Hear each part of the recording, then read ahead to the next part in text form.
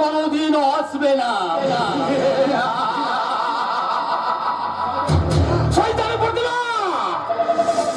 তুই আর তোর দেওরকে দিয়ে কোনোদিন লেখাতে পারবি না। সত্য যুগ আসছে, এবারে ছেড়ে লেখাবি। মিথ্যা যুগ আসছে, মিথ্যা যুগ। সেই জন্যই তো আমি সেই গণিকা মেয়েটাকে আমি আমার ভাইয়ের বউ সাজিয়ে ওই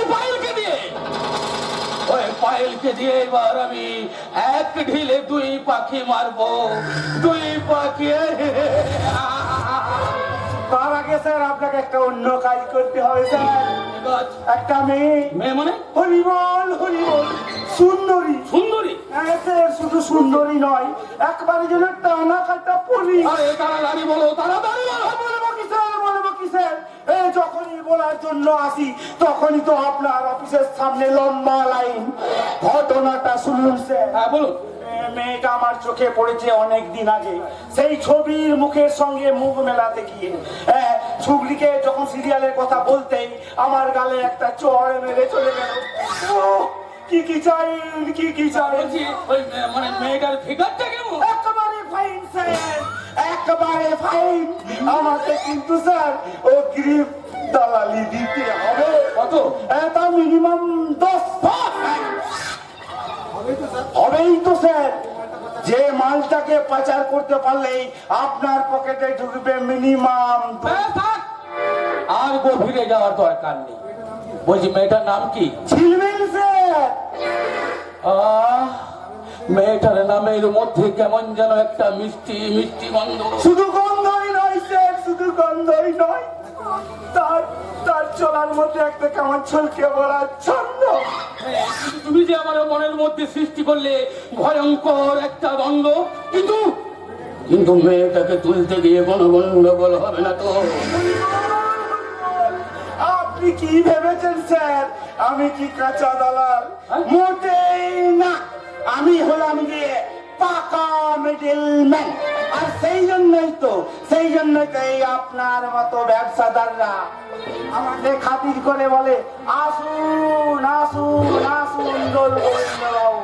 স্যার মেয়েটা রোজ পার্কে বেড়াতে যায়। তাই নাকি? হ্যাঁ, আর কোথায় বসে জানেন? কোথায়?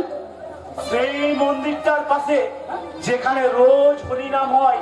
খোল বাজিয়ে খোল, হরি বল হরি বল হরি বল হরি শুনেছি কিছুদিন আগে পুলিশের মুখে শুনেছি সিটি দিয়ে প্রেম করতে গিয়েছিল ওই সত্য যুগের লেখক। এবার আমি ওর মুচড়ো করবো, মুচড়ো। এই তো সবে মাত্র মদের বোতল ধরেছি। এবার আমি আরো কত কি ধরাবো, আরো কত কি। দেখবে ওই শয়তানি তার রূপ যৌবনের সাথে তত্তর করে ভেসে যাবে। ওই শুয়োরের বাচ্চা ভাস্কর ব্যানার্জি।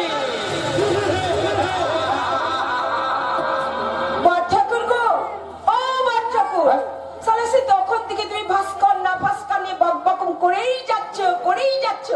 তো মালটা কেমন? ভালো ভালো, খুব ভালো। তা কিরকম ভালো গো বাবু? বলছি মালটা গাছে পাকা না কার্বাইড দিয়ে পাকা? যা সালা ভাসু ঠাকুর সালা আমার পুরনো নামটাকে দেখে সালা ভেতরটা একেবারে লেড়ে চেড়ে দিল তো। ভুল হয়ে গেছে পায়েল। হ্যাঁ পায়েল, এখানে আসার পর না সালা আমার পুরো নামটা মানে একবার চোলাই করে সালা ধোলাই বেসনে ফেলে দিয়েছি। যাক সেসব কথা বলছি, তোমাকে যেগুলো খাতাতে লিখে দিয়েছিলাম সেগুলো সব মুখস্থ করেছো? সালা মুখস্থ করেছি মানে একবার গিলে নিয়েছি গিলি। এই দেখো না, দেখো সালা আসল পায়েল যে শাড়িটা পরতে ভালোবাসতো না সেই শাড়িটা আমি পরেছি। তবে তার মতো ওই ঘুমটা দিয়ে নয়, এই আজকালকার গৃহস্থ ঘরের বৌদির মধ্যে কুচি কাচি আধুনিক স্টাইলে। হ্যাঁ বলি, তোমাকে ফার্স্ট হতে হবে, ফার্স্ট। আমি তো অনেকটাই ফার্স্ট। আরে না না না না, বাবা মানে ওই এই ফার্স্ট সেই ফার্স্ট নয়, এই ফার্স্ট হচ্ছে মেয়ে পড়ার গন্ধ। সালা এই ফার্স্টই হচ্ছে কে?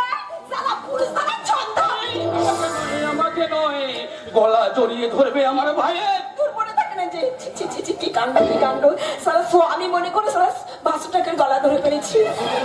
শোনো শোনো শোনো শোনো, বলছি আমার শেষ কথাটা শুনো।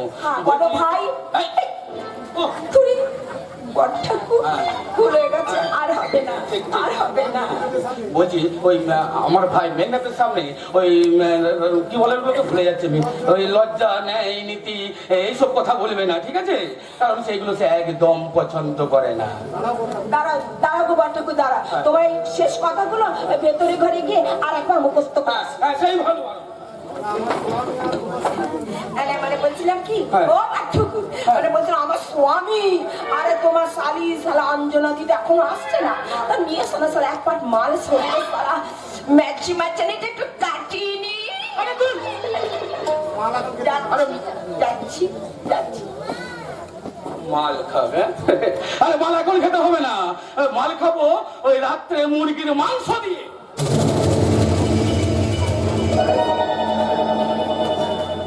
এই শয়তান হারামজাদা কোথাকার, উক্ত কদিন ধরে রাত ভোর মদ মাংসের ফোয়ারা উড়াচ্ছি, কিন্তু কিন্তু আমার বরাদ্দের দুখানা রুটি আর একটুখানি গুড় পাঠিয়ে দিসনি কেন?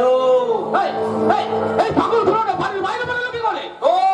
তোর বুক চিরে রক্ত খাবো বলে বাগানের গেট দিয়ে বেরিয়ে এসেছি।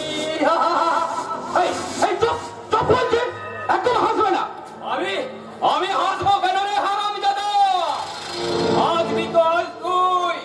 বড় বৌমাকে মরতে বাধ্য করেছিস, মাকে এই বাড়ির থেকে তাড়িয়েছিস, বাপকে পাগল সাজিয়ে বাগানের মধ্যে বন্দি করে রেখেছি আমি। হ্যাঁ তুই মৃত্যু মৃত্যু গন্ধ পাচ্ছিস না? মানুষ মরে যাওয়ার আগে গায়ে যে গন্ধ বেরোয় সেই গন্ধ। আমি যাবো না, আমার বুঝি খিদে পাইনি? কাল রাত থেকে উপোস করে আছি। কেন ওই বাড়ির চাকর বাগানো কি খাবার দেয়নি? কি করে দেবে রে জানো? তুই যে মেয়েটাকে বাড়িতে নিয়ে এসেছিস তার খাবার জোগাতে জোগাতে তোর চাকরটার জিভ বেরিয়ে গেছে, জিভ। খবরদার খবরদার, একদম খেলায় খেলা করবে না পাগল বুড়ো। বসুদেবকে বুড়ো বলছে, এই শয়তানটা আমাকে 100 বার পাগলা বুড়ো বলে ডাকে, একবারও বাবা বলে ডাকে না। কি করে ডাকবে এখন যে 1431 সাল? এই সালে এই দেশে বোধহয় বাবা শব্দটাই আর বেঁচে নেই, বেঁচে। আরে তোকে বাবা বলে ডাকলে এই সমাজে আমাদের মান সম্মান থাকবে? সব চলে যাবে, পড়ে যাবে, পচে যাবে। তোদের সমাজের গায়ে ঘা হবে, ঠিক ঠিক করবে পোকা, আর আমি তখন নাচতে নাচতে হাততালি দিয়ে বলবো, ওরে খোদা তুই বই তো বোকা, দেশটাকে আজ তোরা দিচ্ছিস ধোকা। তোরা মরে যা, তোরা মরে যা, তোরা মরে যা।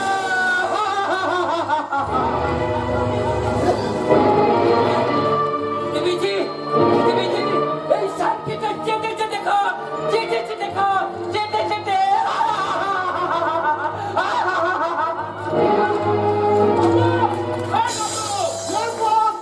বলছি এই সানকিটা নিয়ে গিয়ে ওই পাগল গুলোটা হাতে দিয়ে আয়, আর দিয়েছে ওকে ওই বাগানের ভিতরে তালা বন্ধ করে দিয়ে আয়। ঠিক আছে গো। তবে একটা কথা, কি কথা? ভাই মামা ডাকছে তাহলে? যার পর থেকে ফোন এসেছিল। কার ফোন? আচ্ছা ছোট বাবু, অঞ্জনা দিদিমণিকে নিয়ে আজই বাড়ি ফিরছে। ভাই তাহলে আজ বাড়ি ফিরছে? তুই এক কাজ কর, তুই তাড়াতাড়ি গিয়ে ড্রাইভারকে খবর দে। না না না না না, তুই এক কাজ কর, তুই আগে ওই শান্তিটা দিয়ে যা। না না না না না, তুই এক কাজ কর, তুই আগে ওই ড্রাইভারকে ডেকে নিয়ে আয়। একবার ড্রাইভার, একবার শান্তি, একবার শান্তি, একবার ড্রাইভার। তুমি চাকরি একবার ড্রাইভার, একবার শান্তি, তুমি চাকরি আমাদের করতেই হবে, কারণ ওরা সারা ভাগ্যের জোরে চাকর রেখেছে, আর আমরা সারা ভাগ্যের দোষে চাকর থাকি, চাকর। হয়ে যাবে, সব মাটি হয়ে যাবে। যদি ওই নকল পায়েল আসল পায়েলের মতো অভিনয় করতে না পারে, তাহলে সব সব মাটি হয়ে যাবে। এখন এখন আমি কি করি? হ্যাঁ? হ্যালো বর্দা, আমাকে দেখে কি মনে হয় আমি পারবো না? আরে থ্যাংক ইউ পায়েল। এই সত্যি তুমি আমাকে অবাক করে দিয়েছো। এই দেখুন না, দেখুন আমার নিজের ইচ্ছাতে আমি ফুলটা আনিয়েছি। আচ্ছা। হ্যাঁ, নিজেকে একেবারে আসল পায়েল বানিয়ে ফেলেছি। সালা সবই এনে না সালা করে এক্সকিউজ মি বর্দা, এই শেষবার আর ভুল হবে না। শোনো এই ওরালি বলবে হাউ ডু ইউ ডু। ঠিক আছে। আর আমার শালির সঙ্গে বেশি কথা বলবে না। আচ্ছা। আর আমি আমার শালিকে নিয়ে বাড়ির বাইরে চলে গেলে তুমি তোমার স্বামীকে বলবে I love you. I love you. ভুল হয়ে গেছে, সরি, আর বলবো না। দেখি ও আমার গাড়ি পৌঁছানোর আগে তারা ওকে ট্যাক্সি নিয়ে চলে এলো। হাই দাদা, 2 মাস পর দার্জিলিং থেকে বাড়ি ফিরছি। তোমাদের জন্য মনটা খুব খারাপ হচ্ছিল, তাই গাড়ির অপেক্ষা না করে ট্যাক্সি নিয়ে চলে এলাম। বাহ! কে জানো বাবু? How do you do, অঞ্জনাদি? Hello, মেঘনা। আরে পায়েল। কি স্বপ্ন মনে হচ্ছে না? সত্যি জামাই বাবু, সত্যি মনে হচ্ছে যে আমরা স্বপ্ন দেখছি। হ্যাঁ, আমি তো ভাবতেই পারছি না যে সেই পায়েল হয়ে গেল কি করে। ওরে ভাই, এ মাঝলে ঘষলে যে পিতল ও সোনার মতো চকচক করে, সেটা আমি প্রমাণ করে দিলাম কিনা বল। অঞ্জনা চলো, আমরা একটু বাড়ির বাইরে যাই, ওদের কিছুক্ষণ একা থাকতে দাও। চলো।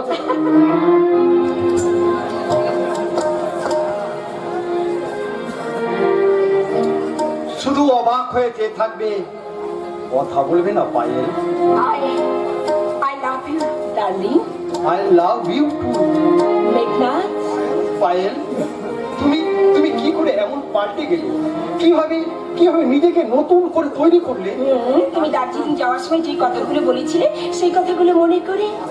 আশ্চর্য তো, তোমার চোখ, মুখ, পোশাক, পরিচ্ছদ 2 মাসের মধ্যে বদলে গেল কি করে? শুধু তাই নয়, আমার মনটাকে অনেকটা বদলে ফেলেছি। মনটাই শুধু বদলাওনি, তোমার ইচ্ছেটাও বদলে গেছে। হ্যাঁ, গেছি তো। আমি যে ইচ্ছে করে ফার্স্ট হয়েছি, ফার্স্ট ফার্স্ট স্মার্ট হয়েছি, স্মার্ট। স্মার্ট।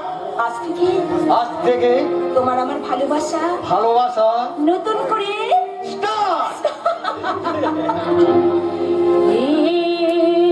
मेरा दिल प्यार का दीवाना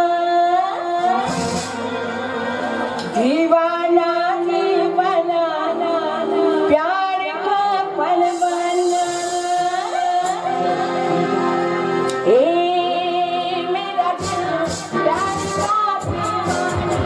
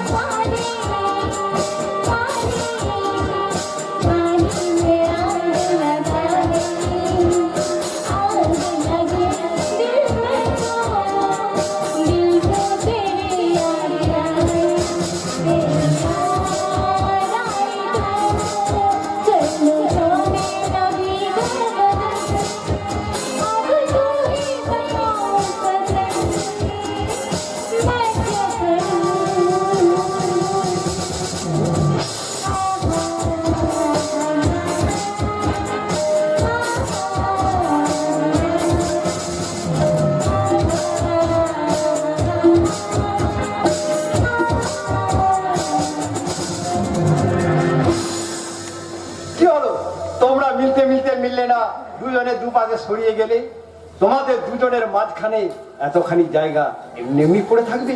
আপাতত থাকবে দাদা, কারণ ওটা দুজনের জন্য আমাদের কাছে এখন মরুভূমি। কিসের মরুভূমি? বেকার সংস্থার মরুভূমি। বেকার সমস্যা? হ্যাঁ, আমরা দুজনে এখন সংসার অভাবের মরুভূমি। আরে এগিয়ে যাও, এগিয়ে যাও। দুজনে পাশাপাশি বসে ওই মরুভূমিটাকে মরুদ্যান বানিয়ে ফেলবে। তারপর কি হবে? তোমরা চাইলে আমি তোমাদের চাকরি দেবো। চাকরি? হ্যাঁ, আজ আমার দাদার কাছে নিয়ে গিয়ে তোমাদের দুজনকে ভালো চাকরি দিয়ে দেবো। আরে দাঁড়ান না, দাঁড়ান, আপনার মুখটা একবার ভালো করে দেখি। মুখ থেকে লাভ নেই, কারণ এই যুগের সব মুখই মুখোশ পরা। তুমি ঠিকই বলেছ ঝিলমিল। কি বললে? ঝিলমিল? তুমি আমার নাম জানলে কি করে? আমি কয়েকদিন দার্জিলিং থেকে ফিরে তোমাদের সম্পর্কে আমি অনেক কথাই শুনেছি, তাই আজ আমি তোমাদের দুজনকে আমার দাদার কাছে নিয়ে যেতে চাই। চলো চলো। এই যে ম্যাডাম, তুমি ছেলের হাতটা ছেড়ে দাও। আরে বেশ, তুমিও তাহলে আমার নামটা জেনে ফেলেছো দেখছি। নাম নয় শয়তান, আমি তোদের সব কিছু জানি। তোরা ব্যবসার নামে অকাজ কুকাজ করে চলে সবই আমার নকল দর্পণে। কি বলছো শিশির? ঠিকই বলছি। তুমি জানো এরা কি করে? এরা চাকরি দেওয়ার নাম করে ছেলে মেয়েদের ধরে নিয়ে গিয়ে তাদের শরীর থেকে অঙ্গ প্রদান তুলে বিক্রি করে দেয়। চুপ কর হয়েছে। কেন চুপ করবো? তোরা মেয়ে চালান করিস, তোরা প্রমোটারি বিজনেস করিস। তোদের কথা লিখতে বলে ডক্টর ভাস্কর ব্যানার্জির লেখাটাকে তোর বাবা আর এমএল সাহেব চক্রান্ত করে বন্ধ করে দিয়েছে। এবার তোর মুখটাও বন্ধ করে দেবো রে, জানো? আপনি ওর কোনো ক্ষতি করবেন না। আরে ওর ক্ষতি না করলে তোমার গতি হবে কি করে সুন্দরী?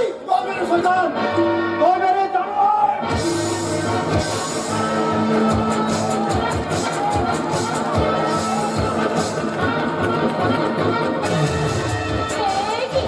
ওখান থেকে কি হয়েছিল? এখন আমি কি করি? না না, পার্কের ওই চৌমাথায় গিয়ে আমি কিছু লোক ডেকে আনি। না সুন্দরী, না, এইখান থেকে এক পাও নড়বে না। তোমার সাথে ওই লোকটাকে খতম করে দিয়ে তোমাকে তুলে নিয়ে যাবে বলেই তো আমাকে গাড়ি করে চাপিয়ে নিয়ে এসেছে। বলুন স্যার, আগে এই জানোয়ারটাকে মারতে মারতে ওই জায়গার কাছে নিয়ে যাও, তারপরে ফিনিশ করে এখানে চলে আয়। আমি ততক্ষণ এই মালটাকে ধরে রাখ। তাতে পারবে না শয়তান। কি বললি? কি বললি সালা? এই ডাবলু মাস্টার সালা তোকে টাইট করতে পারবো না। পুলিশ! পুলিশ! পুলিশ!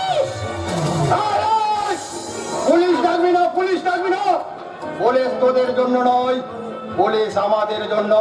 হ্যাঁ, হ্যাঁ, শুধু পুলিশ কেন, আইন আইন তোমাদের জন্য, আদালত তোমাদের জন্য, আর ৭৭ বছরের স্বাধীনতা সেটাও তো তোমাদের জন্য। আর সেই সঙ্গে তোমাদের মতো সুন্দরী মেয়েরাও আমাদের জন্য।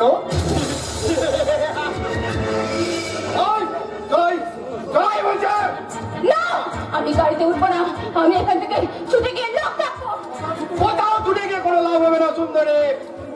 জীবনে অনাবিল আনন্দ ভোগ করার জন্য তোমাকে মোহনলাল মজুমদারের কাছে যেতে হবে, নিজেকে বিক্রি করে দেওয়ার জন্য।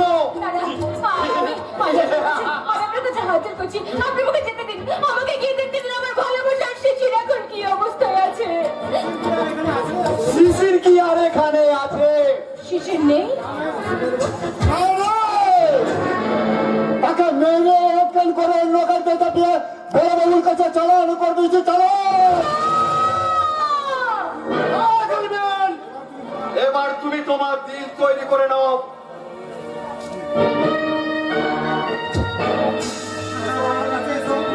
এসো এসো না, না, এসো আমার কাছে এসো। চলো, চলো, চলো।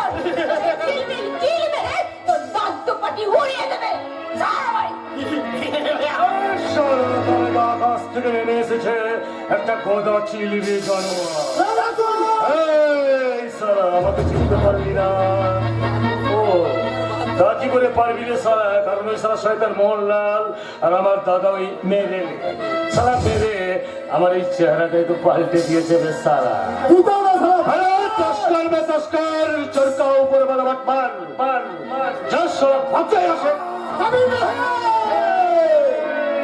ওই মেয়েটাকে না নিয়ে আমরা এখান থেকে এক পা নড়বো না।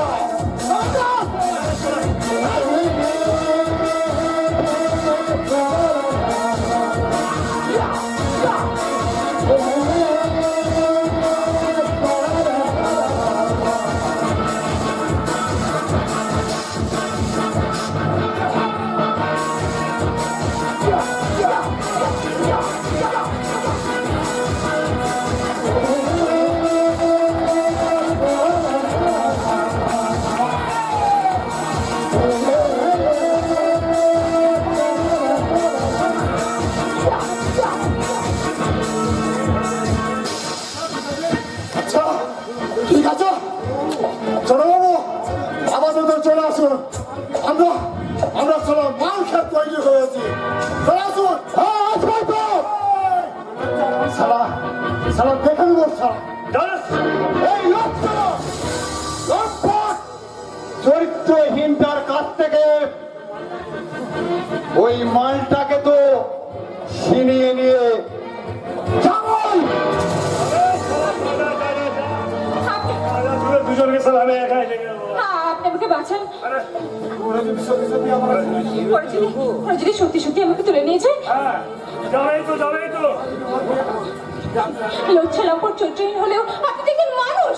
আরে বাবা সারা মানুষ হলে কি হবে আমি চলো ওইসব সামনের মধ্যে নেই শুনুন আমি চলো এখানে বসলাম তোমরা সারা মেয়েরা পথে ঘাটে পার্কে রাস্তায় সুন্দরী সেজে বুঝে ঠোঁটে লিপস্টিকটা লাগিয়ে সারা ঘুরে বেড়াতে পারো আর বিপদ দেখলি সারা ছেলেদের দিকে হা করে চেয়ে থাকবে না তোমরা সারা পারো না নিজেদের ইজ্জত রক্ষা করতে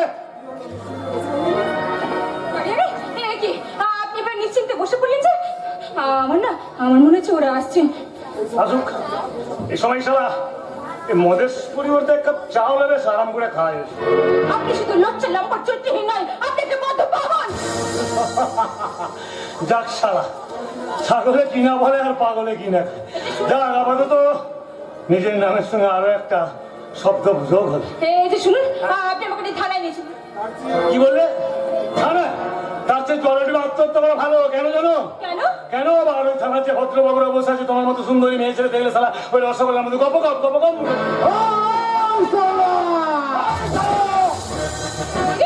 আমার মনে হচ্ছে ওরা সত্যি সত্যি আসছে। বুঝেছি, আপনি আমাকে বাঁচাবেন না তাই তো? ঠিক আছে, আমি নিজে সাহায্য করবো।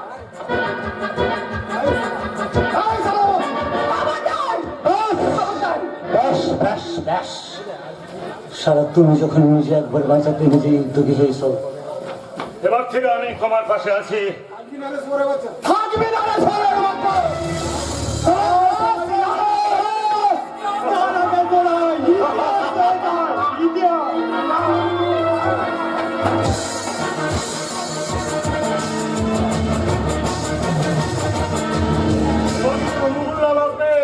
আর সঙ্গে আসবে ওই থানার পুলিশ বাবুরা তারপর এই কেসটাকে টানতে টানতে নিয়ে গিয়ে ওই রাজনীতির আঙিনায় গিয়ে তুলবে তারপর তখন এই মেয়েটার কি হবে ছোটগুলো বড়গুলো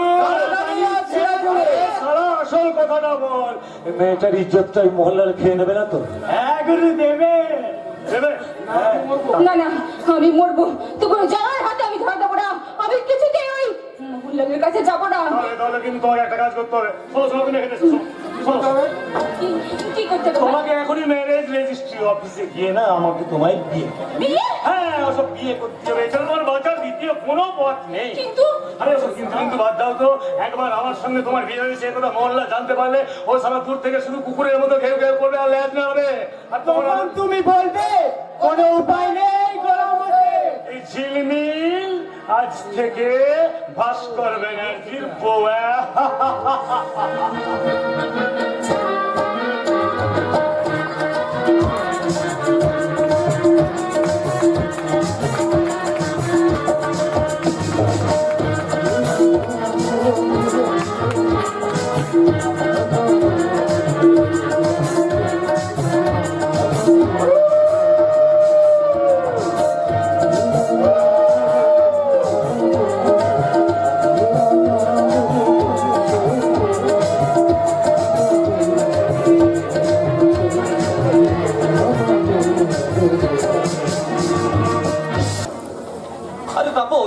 তোমার কাকা আমি ভাস্কর ব্যানার্জি শুনলাম নাকি একটা মেয়েকে জোর করে শাদি করে বাড়ি নিয়ে আসছে। হ্যাঁ, কিছুক্ষণ আগে আমরা সিকিউর পেয়েছিলাম বাবু।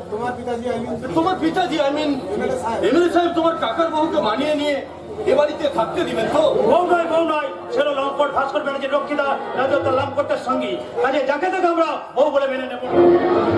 আরে তুমি না হয় মানিয়ে নেবে না, কিন্তু কিন্তু তোমার মা শুনিয়েছি তোমার কাকাকে খুব ভালোবাসেন। ভালোবাসলেও কোনো উপায় নেই, কারণ ওই জানোয়ার কাকার জন্য আমার সব জায়গা মান সম্মান নষ্ট হয়ে যাচ্ছে, আমার বাবার উঁচু মাত্রা নিচু হয়ে যাচ্ছে। আর তুমিই বলো, সেদিন পার্কে তোমার সঙ্গে কি নোংরা ব্যবহারটা করেছে। সত্যি তোমার বাবা খুব ভালো লোক আছেন বলে তোমার ওই বদমাস কাকাকে এ বাড়িতে থাকতে দিচ্ছেন। তাহলে আমি যদি তোমার কাকার মতো বদমাস হতাম, আমার ফাদার আমাকে এ বাড়িতে থাকতে বি দিতেন না, আর আমার সাথে কোনো সম্পর্ক বি রাখতেন না। ঠিক বলেছো, আজ আসুক বাবা, বাবাকে বলে যেন ওটার ঘাড় ধাক্কা দিয়ে বের করে দেবো, আর এমন অপমান করবো যাতে সে কোনোদিন এ বাড়িতে ফিরতে না পারে। সেটা তোমাদের নিজেদের ব্যাপার আছে, নিজেরা কি করবে সেটা ঠিক করিয়ে নাও। আমি ভাই তোমাদের এই ফ্যামিলি ম্যাটারে নাক গলাতে আসিনি। আমি এখন যাই, তোমার বাবার সাথে কাজের ফাইনাল কথাটা সেরে তাড়াতাড়ি চলে যায়। দেরি হয়ে গেলে আবার তোমার কাকার সাথে যদি দেখা হয়ে যায়, তাহলে তখন যদি আমার সাথে আবার মাল খাওয়ার জন্য টাকা চাই, তাহলে আমি কিন্তু দিমাগ ঠিক রাখতে পারবো না। তাপস, আমি এখন চলি। হ্যাঁ ঠিক আছে, তুমি যাও, আমি দেখছি। ওই ছি, ওই জানোয়ারটার জন্য সব জায়গা আমার মান সম্মান নষ্ট হয়ে যাচ্ছে। আজ আর ওকে ক্ষমা নয়। কাকে ক্ষমা করার কথা বলছিস রে তাপস? তোমার দেওয়ার ভাস্কর ব্যানার্জি। ভাস্করকে ক্ষমা করার তুই কে রে তাপস? বরং সে প্রতি মুহূর্তে তোদেরকে ক্ষমা করে আসছে, সেই খবর কি তুই জানিস? কি বলছো তুমি মা? সে লোক আমার বন্ধু জিতেন্দ্রের কাছে মদ খাওয়ার জন্য টাকা চায়, রাস্তাঘাটে মাতলামি করে, বমি করে, মেয়েদের পিছনে লাগে, একটা মেয়ের স্মৃতিতে জোর করে সিঁদুরকে এবারে নিয়ে আসে। সে অপরাধী নয়? না, আমি আবারও বলবো সে অপরাধী নয়, বরং তারা অপরাধী যাদের কথা শুনে তুই ভাস্কর ঠাকুরকে অপরাধী বলছিস। সবচেয়ে বেশি অপরাধী তারা।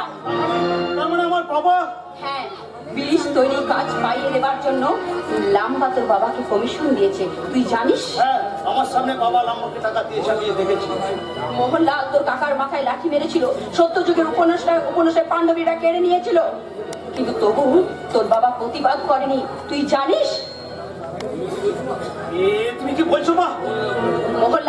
মোহনলালের অপরাধীর কথা একমাত্র জানতো তোর বাবা, তাই তোর বাবাকে কত টাকা খাইয়ে দিয়েছিল ওই মোহনলাল। তাই ওই টাকাতে, ওই ঘুষের টাকাতে তোর তৈরি হয়েছে নার্সিং হোম। না, তুমি কি বলছো? আমার বাবার ওই শয়তান বন্ধু মিলে তারা আমার বাবাকে, আমার কাকাকে তার লেখা বন্ধ করে দিয়েছে। তুমি কি বলছো? তার ছেলে বলে আমি পরিচয় দিতে আবার ঘৃণা করছো মা? আমি বাবার কথা মতো পথ চলে আমার জীবনে আমি অনেক ভুল করেছি মা। আমি তোমাকেও ভুল বুঝেছিলাম, ওই কাকাকেও আমি ভুল বুঝেছিলাম। এতদিন আমি তোমার কথা কোনোদিন মন দিয়ে শুনিনি মা। আজ তোমার সম্পর্কে আমি অনেক খারাপ কথা বলেছি, কাকার সম্পর্কে অনেক খারাপ কথা বলেছি। আজ তোমার কথা শুনে আমার ভুল ভেঙে গেল মা। মা গো, মা তুমি আমাকে ক্ষমা করো। তুমি আমাকে ক্ষমা করো। আমি আর কোনোদিন তোমার কথা না শুনে, তোমার আদেশ না মেনে কোনো কাজ করবো না মা, কোনো কাজ করবো না। বলো মা, বলো, ক্ষমা করতে পেরেছো তো মা? মা কি কখনো সন্তানের উপরে রাগ করে থাকতে পারে রে তাপস? আমার মা। ছাড়, আমি তোর কাকা কাকুর ঘরটা ভালো করে সাজিয়ে দিয়ে আসি, লেখার কাগজে ভরা গোটা ঘরটা এমন ছড়িয়ে ছিটিয়ে আছে, ঘরটা আমি গোছ করে দিয়ে আসি গে। পাগল ছেলে কোথাকার। কি আনন্দ! কাকা কাকিমা আসছে বলে মা আনন্দে আত্মরা হয়ে কাকার ঘর গুছিয়ে দিতে গেল, আর আমি যে কাকার সম্পর্কে অনেক খারাপ কথা বলেছি, সেই কাকার সামনে আমি এই মুখ দিয়ে দাঁড়াবো কেমন করে? তুমি তোমার বাবাকে ডাকো, বলো আমি এসেছি। আমার বাবা আপনার চাকর নয় যে আপনি আপনি ডাকলে সে সালাম করে সে দাঁড়াবে। দাঁড়াবে, আজ না দাঁড়ালো কাল, আর কাল না দাঁড়ালে পরশু দাঁড়াবে। কাল পরশু পরেই তো বোঝা যাবে আপনি কত বড় পশু। পশু রত্নাকরের কথা মনে আছে? তিনি তো রত্না করতে হয়েছিলেন বাল্মীকি, কিন্তু যেদিন আমার দাদা আবার ফিরে এসে লেখা শুরু করে দেবে, সেদিন আপনি হয়ে যাবেন ছোট্ট একটা চামচিকি। সামান্য একটু এমএলএ ছেলে হয়ে এত বড় সাহস! আরে গণপতি বাবুর কি দুঃসাহস! এই, কি বলতে যাচ্ছিস তুই? মুখটা নামিয়ে কথা বল, নইলে দীর্ঘদিন ধরে জমে থাকা বারুদ এই সাধারণ মানুষের কাছে ফাঁস করে দেবো। কি? আমি? হ্যাঁ, আপনি আপনি আর আমার বাবা ইচ্ছা করে আমার দাদার লেখা বন্ধ করে দিয়েছেন, তাকে ইচ্ছা করে চরিত্রায়ণ সাজিয়েছেন। আপনার রাজনীতির সড়ক ধরে আওতাবাজির মরক করে সাধারণ মানুষগুলোকে ফুলিয়ে রেখেছেন, কিন্তু তার পারবেন না। যেদিন আমার দাদা ফিরে এসে আবার লেখা শুরু করবে, সেদিন আপনাদের মতো শয়তানের চরিত্রহীন শয়তানগুলোর উলঙ্গ করে দিয়ে রাস্তায় রাস্তায় চড়ক নাচন নাচিয়ে ছাড়বে। কিছুতেই পারবে না। ওই শয়তান ছেলেটাকে আমরা বাড়ির ভেতরে কিছুতেই ঢুকতে দেবো না। আর প্রয়োজন হলে সাঙ্গ ঘরে নিয়ে আসা মেয়ে ছেলেটাকে চুলের মুঠি ধরে টানতে টানতে বাড়ির বাইরে বের করবো। আপনিও হলপ করে আসবেন, কারণ আমি হলপ করে বলতে পারি, যদি আপনি আমার কাকিমাকে চুলের মুঠি ধরে এ বাড়ি থেকে বের করতে পারেন, তাহলে আপনিও শুনে রাখুন, আপনার ভাইয়ের বউকে চুলের মুঠি ধরে হিড় করে টানতে টানতে আমি এ বাড়িতে নিয়ে আসবো। সাহস কি করে হলো যে তুই আমার বন্ধুকে অপমান করিস? তুমি তোমার ওই শয়তানা বন্ধুর সম্মান রক্ষা করার জন্য আমি তোমাকে আমার সম্মান নষ্ট করতে দেব না।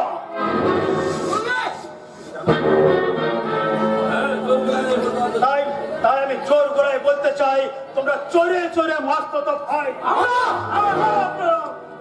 যাবেন না? নতুন বউকে না দেখে আপনার এখান থেকে কোথাও যাবে না। ওই দেখুন ছোট ঠাকুর বউ রেজিস্ট্রি অফিস থেকে আজ নতুন বউকে সঙ্গে করে বাড়িতে নিয়ে আসছে। বাড়ি আসছে? নবাব তারে বোরখা, আমাদের স্বামী স্ত্রীকে বাড়ি আসতে দেখে তোমাদের কি নারী টিপ করছে? ঠাকুর বউ বেগম সাহেবা তোমাদের আসল কথা বলতেই ভুলে গেছি। ওদেরকে চিন্তা করতে বারণ করো। আসলে আজ নতুন বিয়ে করে বউ নিয়ে বাড়ি এসেছি তো, তাই নতুন বউয়ের সামনে সারা ওদের বক দেখালে ওদের লজ্জা করবে না। ঠিক মা, কাকিমাকে তুমি ঘরে নিয়ে যাও। এসো বোন, তুমি আমার সঙ্গে ভেতরে এসো। আরে দাঁড়াও, নতুন বউয়ের সঙ্গে তোমাদের সঙ্গে আলাপ পরিচয় একটু করিয়ে দিই। এই শোনো, উনি হচ্ছেন আমার একমাত্র বৌদি, খুব ভালো। যাও মাথায় এসো ভাই, তোমাদের দাম্পত্য জীবন সুখের হোক। তাপস, কাকিমাকে প্রণাম কর। হ্যাঁ, ঠিক আছে মা।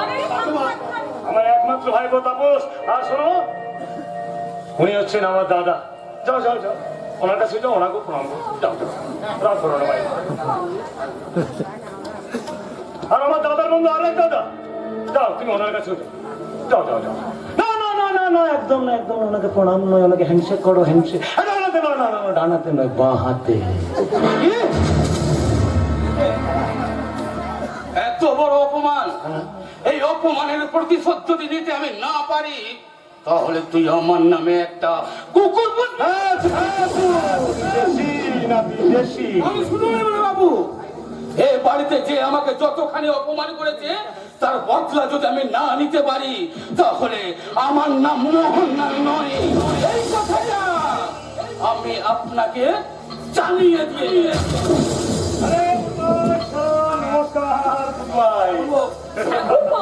তুমি যে লজ্জা লম্পট চরিত্রহীন এই পর্যন্ত আমি জানতাম, কিন্তু তুমি যে পাগল হয়ে গেছো তা আমি জানতাম না। এসো তোমরা আমার সঙ্গে ভেতরে এসো। চলো বোন, চলো।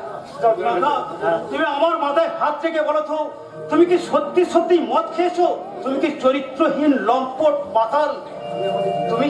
তুমি আমাদের জিজ্ঞাসা না করে কেন তুমি এই বয়সে বিয়ে করলে? কেন? তুই কেন উত্তর দেওয়ার আগে আমি একবার দাদাকে জিজ্ঞাসা করে দেখি, তোর মাথায় হাত দেবার অধিকার আমার আছে তো দাদা? বাবা, কি হলো বাবা গো? আমার কাকার পোষ্যের তুমি জবাব দাও। তুমি দাঁড়িয়ে থেকো না বাবা, তুমি জবাব দাও।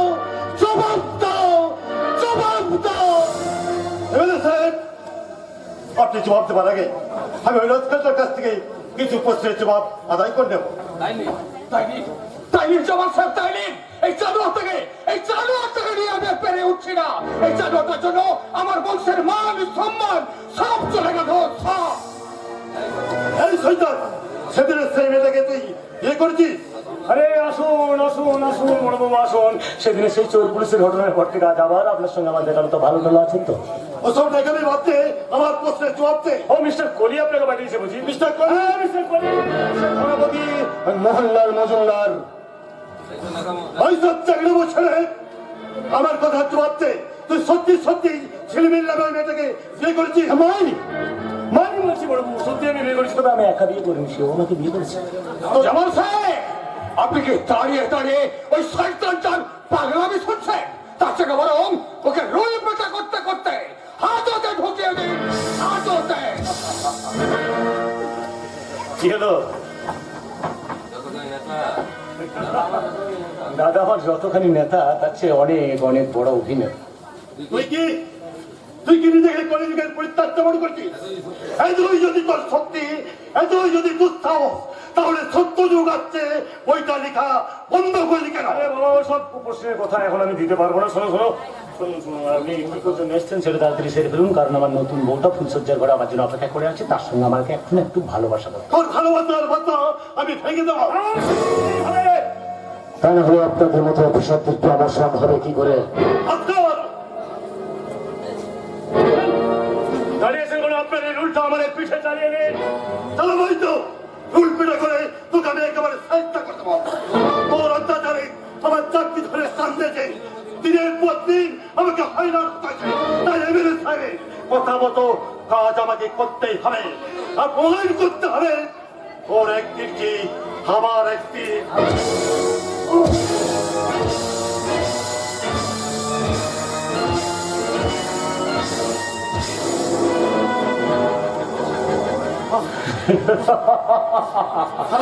সারা মানুষ নয়, কি হলো জামাল সাহেব, এত তাড়াতাড়ি ক্লান্ত হয়ে পড়লেন? চালান চালান, রুলটা চালা।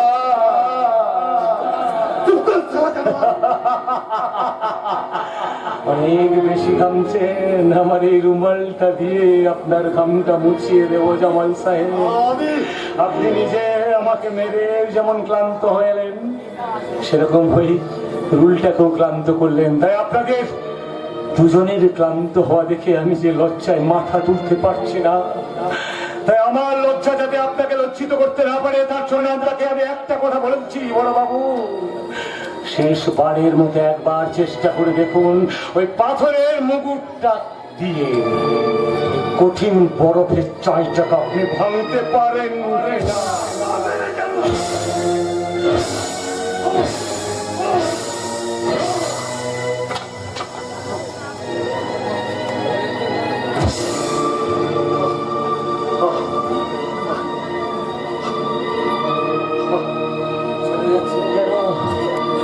চলে যাচ্ছেন কেন অফিসার? মেরে একেবারে শেষ করে দিয়ে যান।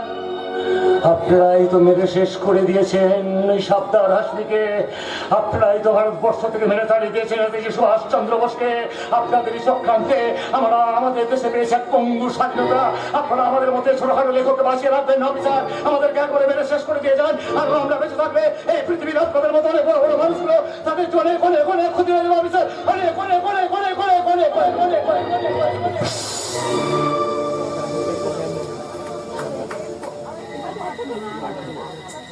লেখক লেখক এই লেখক আপনার সেই সত্যযুগ আসছে বইটা আবার আবার কবে থেকে লেখা শুরু করবেন? আমি তো আমার লেখা বন্ধ রাখিনি।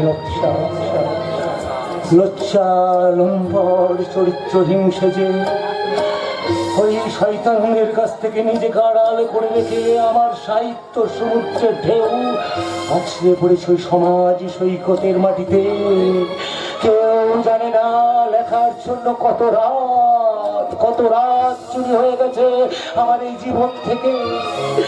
লুকিয়ে লুকিয়ে আমি আমার চরিত্রের জন্য সাহিত্যের পাণ্ডুলিপিতে কত লেখা না লিখে রেখেছি। আমি লিখেছি আমি লিখেছি ওই শয়তান মোহনলাল মজুমদার পরিবারের ইতিহাস। আমি লিখেছি আমার দাদা ওই জানোয়ার এমএলএ শঙ্কর বাবুর চরিত্র। আমি লিখেছি আমার বহুদিন যন্ত্রণার চরিত্রে বর্ণমালার ইতিহাস। আপনার এই চরিত্রটা ওই সমাজে লাল পথ ধরে গুটি গুটি পায়ে হাঁটতে হাঁটতে কখন যে আমার সাহিত্যের পাতায় উঠে এসেছে আমি নিজেও তা জানতে পারিনি, জামাল সাহেব জানতে পারিনি। তাহলে লেখক, আমি আপনাকে জানিয়ে দিয়ে যাচ্ছি আমার যে চরিত্র আপনার পাণ্ডুলিপির পাতায় উঠেছে তাকে আপনি ক্ষমা করবেন না। পুলিশ বলে আপনি আমাকে ক্ষমা করবেন না। কিন্তু কোনো কিন্তু নয় লেখক, কোনো কিন্তু নয়। আপনি লেখার পর আন্ডারলাইন করে দেবেন মনুষ্যত্বহীন, কর্তব্যহীন। পুলিশ কখনো এই সমাজ রক্ষক হতে পারে না। তাহলে আমার কাগজ কলম কোথায়? তোমার কাগজ কলম নিয়ে দে দে দে, তোর আমার কাগজ কলম দে।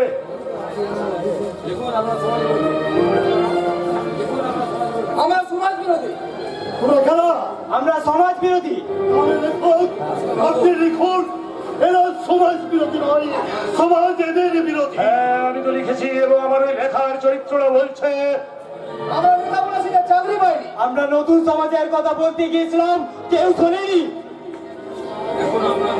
আমরা নাইট ডিউটি করে চোর তাড়াই, কারো বাড়িতে আগুন লাগলে বালতি বালতি জল তুলি, দমকল ডাকি। তাহলে এবার বলুন বড়বাবু, শোষণ বঞ্চনার প্রতারণার আগুন জ্বালিয়ে যারা সারা দেশ থেকে জ্বালিয়ে পুড়িয়ে ছাড়খাড় করে দিতে চাইছে, আপনি এই আপনাদের মতো অফিসাররা কি পারবেন ওই জনগণ নামক চেতনার দমকলকে ডেকে নিয়ে আসতে আসতে?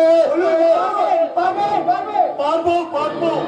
দীর্ঘদিনের আইন কি করবে জানি না, তবে আমরা আমাদের হৃদয়কে আপনার মতো লেখকের লেখাকে চিরকাল পাহারা দিতে পারবো। এবার আমি লিখবো, এ বন্ধা মাটির বুক চিরে এইবার ফলাবো ফসল, আমার এই বলিষ্ঠ বাহুতে আজ তার নির্জন বোদন। এ মাটির গর্ভে আজ আমি দেখিয়াছি আসন্ন জন্মের সঙ্গীতে দুর্ভিক্ষের অন্তিম কবর। আমার প্রতিজ্ঞা তোমরা শুনেছ কি? গোপন একান্ত একপন এ মাটিতে জন্ম দেব আমি অগণিত পল্টন ফসল।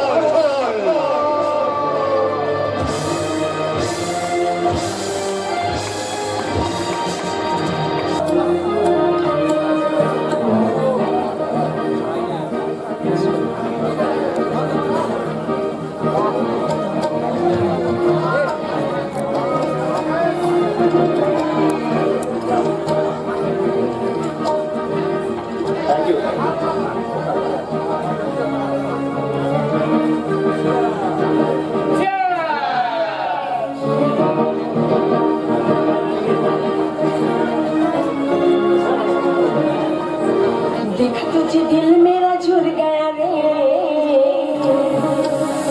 लेके परदेस दिल उड़ गया रे। तुझे दिल मेरा झुर गया रे, लेके परदेस दिल उड़ गया रे।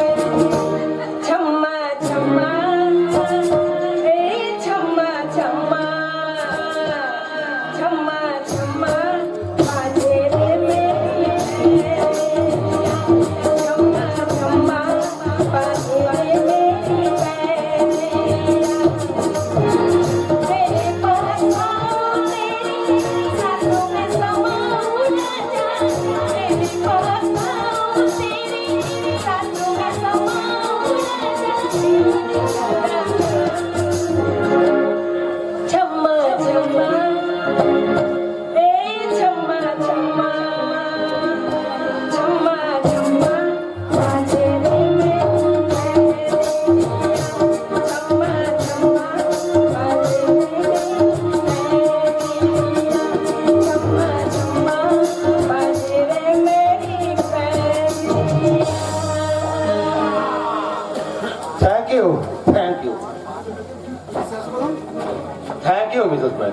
বিশ্বাস করুন আপনার এই নাচে গানে আমরা কিন্তু সবাই ঘায়েল হয়ে গেছি।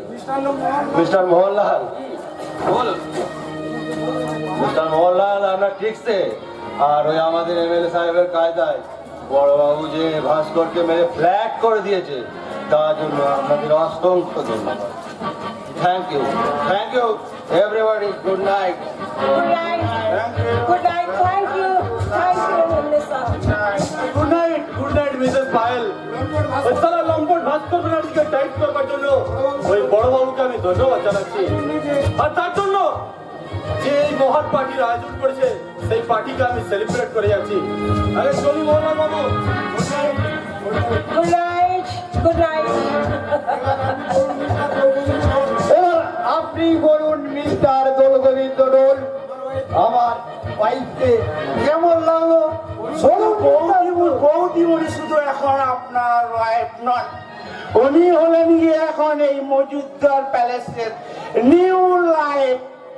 নাকি বলেন মিস্টার মজুদ্দার? আরে মজুদ্দার নয়, বলো মজুমদার। আরে মজুমদার আর মজুদ্দার যাই হোক, একটা দাঁত তো আছে নাকি? আরে ভগবানের কাছে প্রার্থনা করি আপনাদের এই মজুদ্দার বাড়ি দিনে দিনে হরিদ্বার হয়ে যাক। হরিদ্বার যা বাবা শালা, এ মালের ঘরে কি সব বলে ফেললাম রে বাবা। মাছটা ছিল বল আর আমি শালা বলে ফেললাম কিনা শোল। হরি বল হরি বল হরি বল হরি বল হরি বল হরি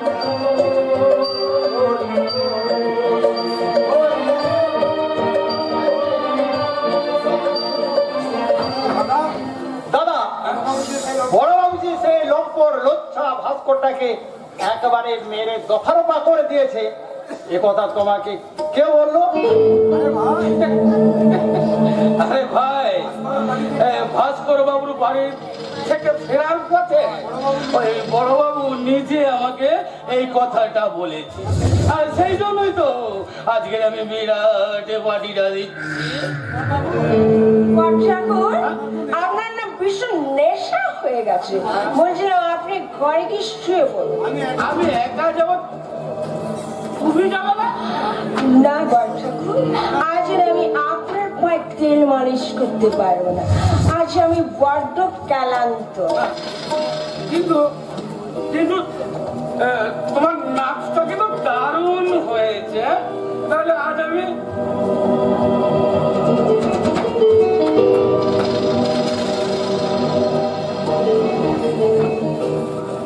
মেয়ে, পায়েল, তুমি আমাকে ক্ষমা করে দাও মেয়ে।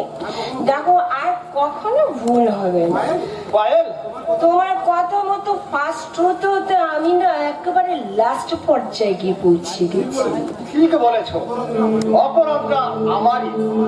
আমার অনেক ভুল হয়ে গেছে। শোনো না, ওইসব কথা বাদ দাও। বলছি এখন না বাগানে কেউ কোথায় নেই।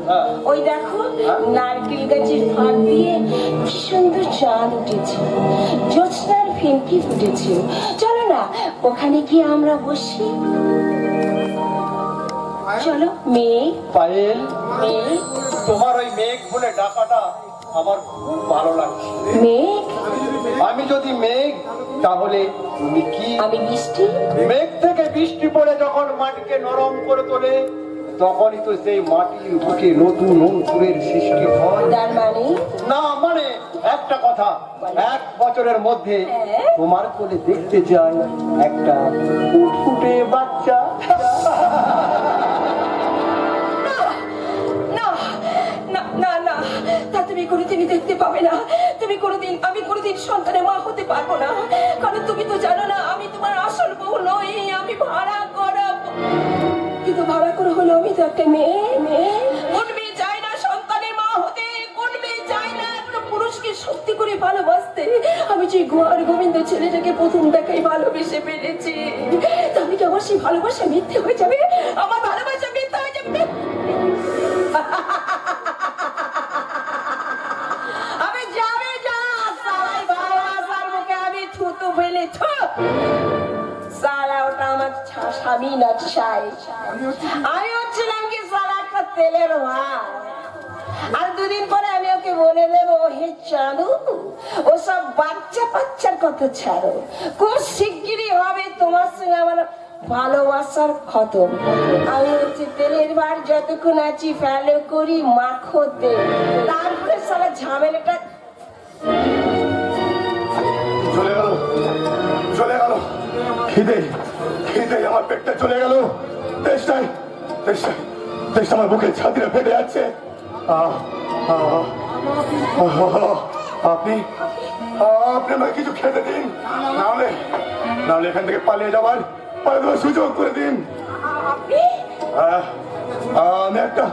আমি একটা ছোট্ট ছোট্ট প্রতিবাদ। প্রতিবাদ? হ্যাঁ, জানোয়ার মেঘনাথ আমার ভাবি স্ত্রী ঝিলমিলকে তুলে আনতে চাইছিল বলে আমি প্রতিবাদ করেছিলাম বলে তারা জোর করে আমাকে তুলে এনে এখানে বন্দি করে রেখেছে।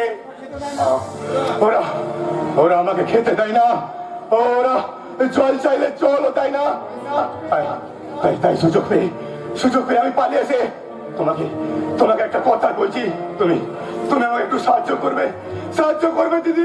কি বললে তুমি আমাকে দিদি বলে সম্বোধন করলে? আজ পর্যন্ত কোনো যুবক যে কথা আমাকে বলেনি, সে কথা তুমি আমাকে বললে ভাই।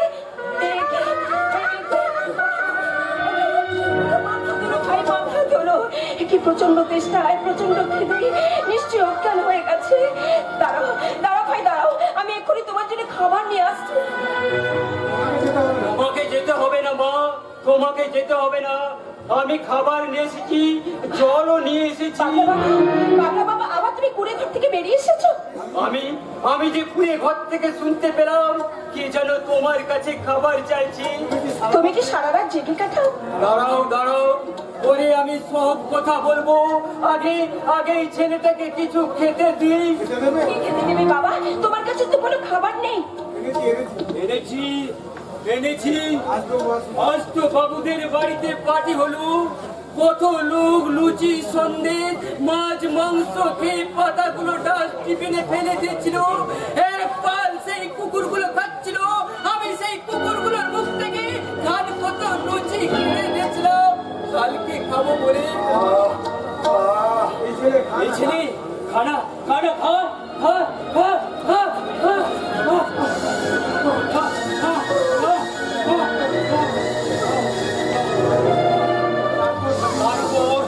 তারপর স্বাধীনতার 75 বছরের চোখের জলটাও তুই ঢোক ঢোক করে খেয়ে নে।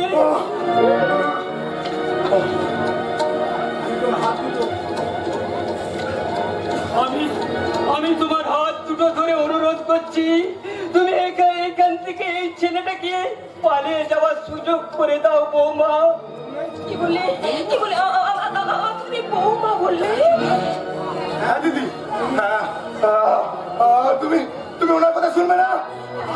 শুনবো ভাই, শুনবো। তুমি যখন আমাকে দিদি বলে সম্বোধন করেছো, উনি যখন আমাকে বৌমা বলে ডেকেছে, তখন আমি তোমাকে এখান থেকে পালিয়ে যাবার ব্যবস্থা করে দেবো ভাই। তাহলে যা রে ছেলে যা, এই বাগানের কোণে আমার যে ভাঙা কুড়ে ঘরটা আছে সেখানে গিয়ে তুই পাঁচির টপকে পালিয়ে যা। তাই যাচ্ছি বাবা, তাই যাচ্ছি দিদি। ভগবানের দয়, এদের অত্যাচার থেকে আমি যদি আবার বেঁচে থাকি, তাহলে তোমাদের সঙ্গে আবার আমার দেখা হবে।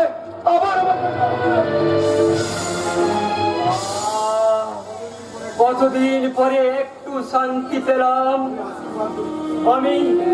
আমি আশীর্বাদ করি তুমি সুখী হও বৌমা। পাগলা বাবা, আমি শুধু তোমার পাগলা বাবা নই, আমি তোমার শ্বশুর। ওই শয়তান মেঘনাথ আর মোহনলালের বাবা।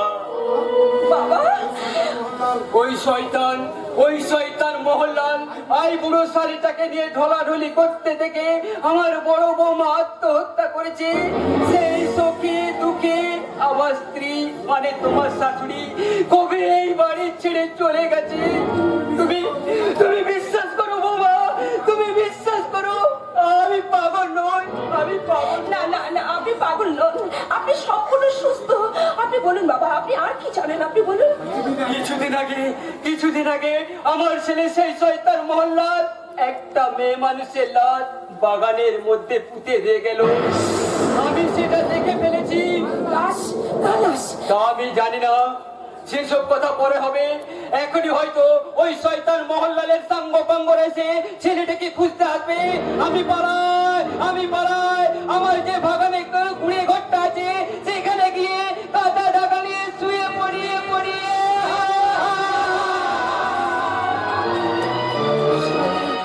শয়তান মোহনলাল কার লাশ বাগানে পুঁতে দিয়েছে?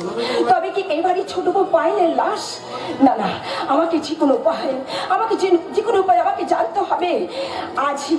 আজই আমি লুকোনো পায়েলের সেই গাড়িটা আমি পরে ফেলবো। তারপর শুরু করবো আমার আসল খেলা। সে তো সারা কিছুক্ষণ আগে এদিকে এসেছিল। তুমি কার কথা বলছো ডাবলু? ওই হারামজাদা শিশিরটার কথা বলছি বৌদিমণি। শিশির? কে শিশির? সে অনেক কথা, এখন বলবার সময় নেই। যেমন করি হোক ওই শয়তানটাকে খুঁজে বার করতেই হবে। যেমন ওই বড় বাবুর স্থানে শঙ্কর মাছের চাবক দিয়ে আমার পিঠের চামড়া তুলে নেবে। শুধু তোর পিঠের চামড়ায় তুলবো না রে ডাবলু, তোর গা থেকে গোটা চামড়াটাই আমি তুলে নেবো। কেন? ওর অপরাধটা কি? ওর অপরাধ আমাদের শত্রু ওই শিশুকে এখান থেকে সরিয়ে দিয়েছে। শিশির? মানে কার কথা বলছো বলো তো? মানে এই কদিন ধরে যাকে এখানে বন্দি করে রাখা হয়েছিল, মানে তার নামই তো শিশির, তাই না? নিশিপা মেয়ে মানুষের মতো চেয়ে আছো কেন? দেখে মনে হচ্ছে যেন ভাজা মাছটা উল্টে খেতে জানো না। কি করে জানবো বলো? আমি তো তোমার মতন কাঁচা মাছ না উল্টে খেতে পারি। দাঁড়াও ভাই দাঁড়াও, তোমার কথা জবাব আমি একটু পরে দিচ্ছি। তার আগে ওই জানোয়ারটাকে একটা উচিত শিক্ষা দিয়ে দিই। আমি বলছিলাম কি, বল, বল, বল, বল। এই শঙ্কর মাছের চাবুকটা যদি এবার তোমার পিঠে বসিয়ে দিই তাহলে কেমন লাগবে মজুমদার বাড়ি? তোমার সাহস দেখে তো আমি অবাক হয়ে যাচ্ছি। আমার হাত থেকে চাবুকটা কেড়ে নিয়ে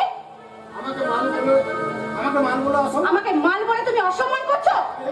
আমি এক্ষুনি গিয়ে আমার জামাইবাবুকে সব কথা বলে যাবে যা সারা তো জামাইবাবু আর জামাইবাবুর ভাই দুজনে আমার হাতের মুঠোয়। শোন, কে তোর কোন হাতের মুঠোয় সেটা তোকে আমি একটু পরেই বুঝিয়ে দিচ্ছি।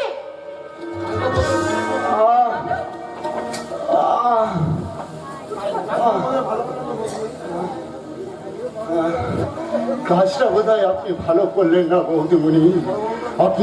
আপনি বড় বাবুকে চিনেন না। সেই লোকটা পারে না এমন কোনো কাজ নেই। তাই এই বাড়ি থেকে চলে যাওয়ার আগে এই বাড়ির সমস্ত গোপন খবর আপনাকে আমি জানিয়ে দিতে চাই বৌদিমণি।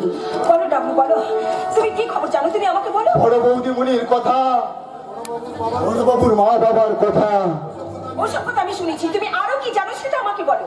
লেখক ভাস্কর ব্যানার্জির মাথায় লাঠি মেরে সত্য যুগ আসছে উপন্যাসের পাণ্ডুলিপিটা কেড়ে নিয়েছিল। আর সেদিন ছোট বৌদিমণি অন্যায়ের প্রতিবাদ করছিল বলে বড় বাবু তাকে গলা টিপে মেরে ফেলেছে। আরে আমি সেই শয়তান মোহনলালকে খুন করবো। আমি বাঘিনীর মতন ওর বুকে ঝাঁপিয়ে পড়ে ওর বুকটাকে আমি ফাড়া করে দেবো। তারপর ওর হাড়গুলো আমি একটা একটা করে রাস্তায় ছুড়ে দেবো, নর্দমায় ফেলে দেবো, কুকুরের মুখে ফেলে দেবো। সারা শয়তান আমার বাবাকে খুন করেছে, আমার যমজ বোন পায়েলকে খুন করেছে, এই সমাজে অনেক মানুষের ক্ষতি করেছে। ওকে আমি নিজে হাতে খুন করে আমি এই অপমানের প্রতিশোধ নেব। আপনি উত্তেজিত হবেন না। আপনি যা চান লেখক ভাস্কর ব্যানার্জিও তাই চাই। কাজী দুজনই যখন একই চান তাহলে দুজন একসাথে লড়াই করুন। ঠিক বলেছি ডাবলু, ঠিক বলেছি। আমি কালই যে কোনো উপায়ে আমি লেখক ভাস্কর ব্যানার্জির সঙ্গে দেখা করতে চাই। খুব সাবধান। আমি ওই লেখক ভাস্কর ব্যানার্জিকে ওই শয়তান মোহনলালের সমস্ত গোপন খবর ভাস্কর বাবুকে জানিয়ে দিয়ে শুধু যে অন্যায় আমি করেছিলাম ভাস্কর বাবুর পা ধরে আমি ক্ষমা চেয়ে নেবো। পাপ পুরিতে আর নয় বৌদিমণি, আর নয়। তাই চিরদিনের মতন এই বাড়ি ছেড়ে আমি চলে যাবো বৌদিমণি। যাও ডাবলি যাও, খুব শিগগিরই আমার তোমার সঙ্গে আবার দেখা হবে। বিদায় বৌদিমণি।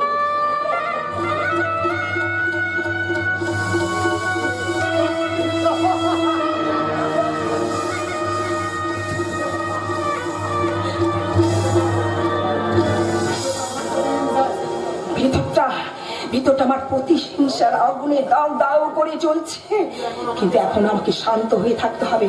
আমাকে যে কোনো উপায় হোক লেখক ভাস্কর ব্যানার্জির সঙ্গে দেখা করতে হবে।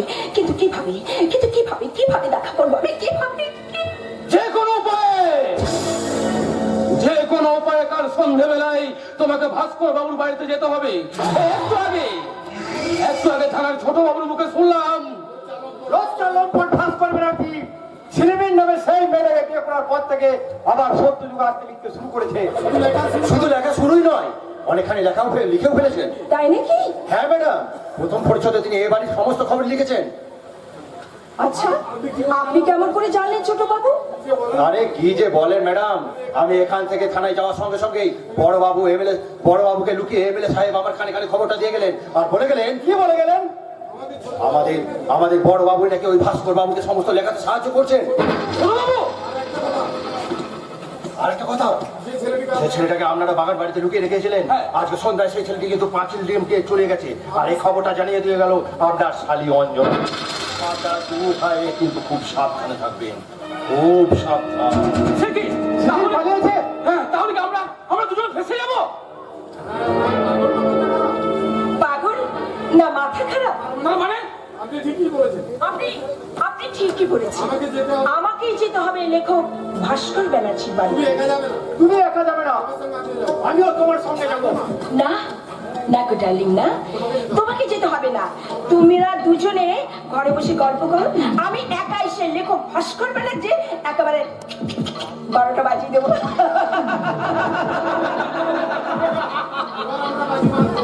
এবার আমরা বাজি না।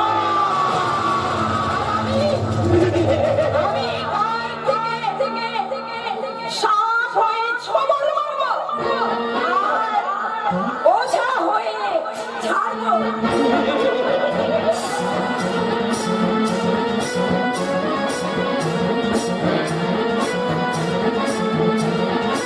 ছাড়বো না। আমার জীবনে যে চিনি লিখেছে তাকে আমি কিছুতেই ছাড়বো না। তুমি কি পাগল হয়ে গেছো কাকিমা? অসুস্থ হয়ে পড়েছো? মোটেও না, আমি মোটেও অসুস্থ না, আমি সম্পূর্ণ সুস্থ। তুমি সুস্থ হলে এভাবে চিৎকার করে কাকার লেখার ব্যাঘাত ঘটাতে পারতে না। আমি তুমি কি তুমি কি জানো তোমার এই নাম্বার চলে কাকা মনে মনে কত কষ্ট পাচ্ছে? তাই লেখক বাবু কষ্ট না পেয়ে কেষ্ট হলেই তো পারতেন। তুমি কি বলছো কাকিমা? তুমি হ্যাঁ হ্যাঁ, আই সে গেট আউট। এই মুহূর্তে ঘর থেকে তুমি বেরিয়ে যাও। তাপস, তুই ভেতরে যা, আমার জায়ের সঙ্গে আমার কয়েকটা কথা আছে। ঠিক আছে মা, আমি যাচ্ছি। নতুন করে কোনো কথা বলতে গেলে বলে ফেলুন মিসেস ব্যানার্জি। সবার সামনে আমি মিসেস ব্যানার্জি হলেও তোমার কাছে কিন্তু আমি তোমার যা। স্বামী বলেই যাকে আজ মানতে পারলো না, তার আবার যা। বাহ! প্রথম দিন থেকে এই এক কথা। আসলে এক মুখে দুই রকম কথা বলার বদ অভ্যেস আমার নেই, কিন্তু তোমাকে যে আজ আমার কথা শুনতেই হবে ঝিলিমিল। দেখুন, শেষ পর্যন্ত আপনি কি বলবেন তা আমি বুঝতে পেরেছি, তাই আমার শেষ কথাটা আপনাকে বলে দিই। আমি আপনার ওই টাওয়ারকে কিছুতেই স্বামী বলে মানতে পারবো না। কারণ আমি আমার প্রথম প্রেমিক শিশিরকে এখনো ভালোবাসি। তাহলে তুমিও শুনে রাখো, আধুনিকা শিক্ষিতা সুন্দরী মেয়েরা মেয়ে হয়ে ওঠার পর থেকে কাউকে না কাউকে ভালোবাসতে চায়। কত পথে ঘাটে কলেজে পড়ার সময় মেয়েদের অনেক ছেলেকে ভালো লাগে, কিন্তু যৌবনে চড়াই উত্তরায় পেরোতে পেরোতে মেয়েদেরকে অনেক পুরুষের কাছে ভালোবাসার কথা শুনতে হয়। কিন্তু একাধিক পুরুষের কাছে ভালোবাসার কথা শুনতে হলেও মেয়েরা কখনো একাধিক ছেলেকে বিয়ে করতে পারে না।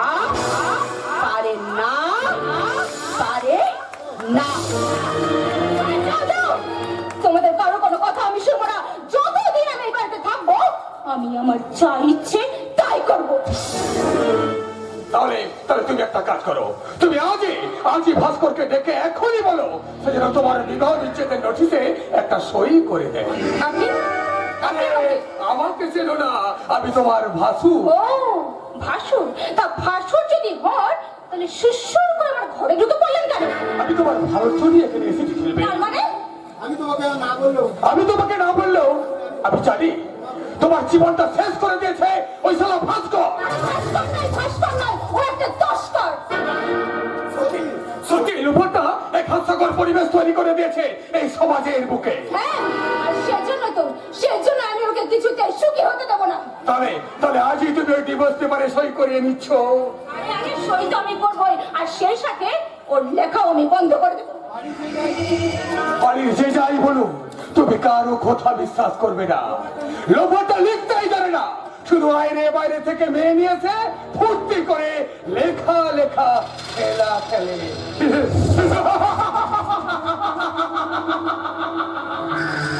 উনি সত্যি বলে গেলেন। ওই শিশির তো আমাকে নিয়ে কোনদিন খেলা করেনি। সে আমাকে কথা দিয়েছিল যে কোনো ভাবে একটা চাকরি পেয়ে গেলে সে আমাকে বিয়ে করে তার ঘরে বউ করে নিয়ে যাবে। কে আমার বউ ঝিলমিল নাকি? Shut up! ফটো আমাকে বউ বলে রাখবেন না। কেন?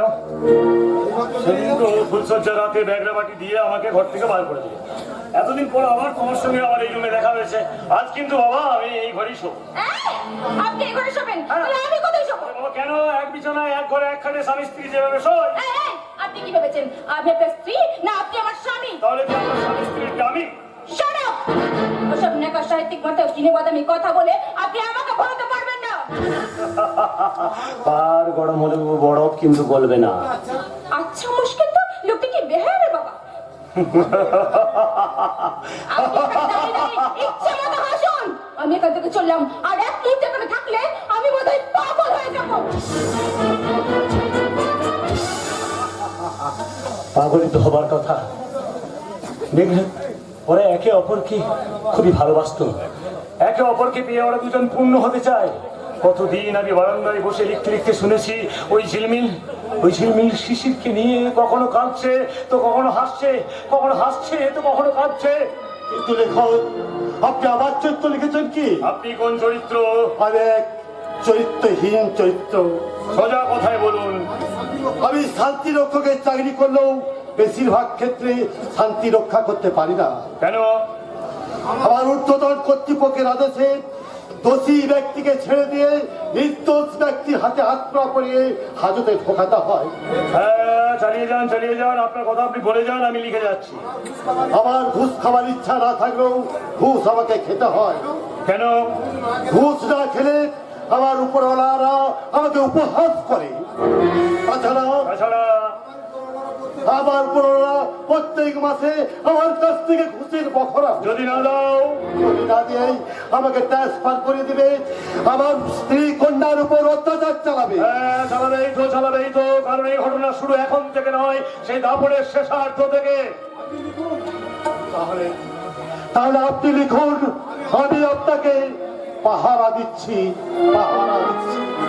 আমার কাহিনীর আর একটা চরিত্র আপাতত আমার গল্প থেকে বেরিয়ে গেল। আপনার নতুন কাহিনীর নতুন চরিত্র, আমি যে একটা নতুন খবর নিয়ে এসেছি ভাস্কর বাবু। ও সেবার তো আমার মাথায় লাঠি মেরে আমাকে প্রায় মৃতপ্রায় করে দিয়ে গিয়েছিল ডাবলু।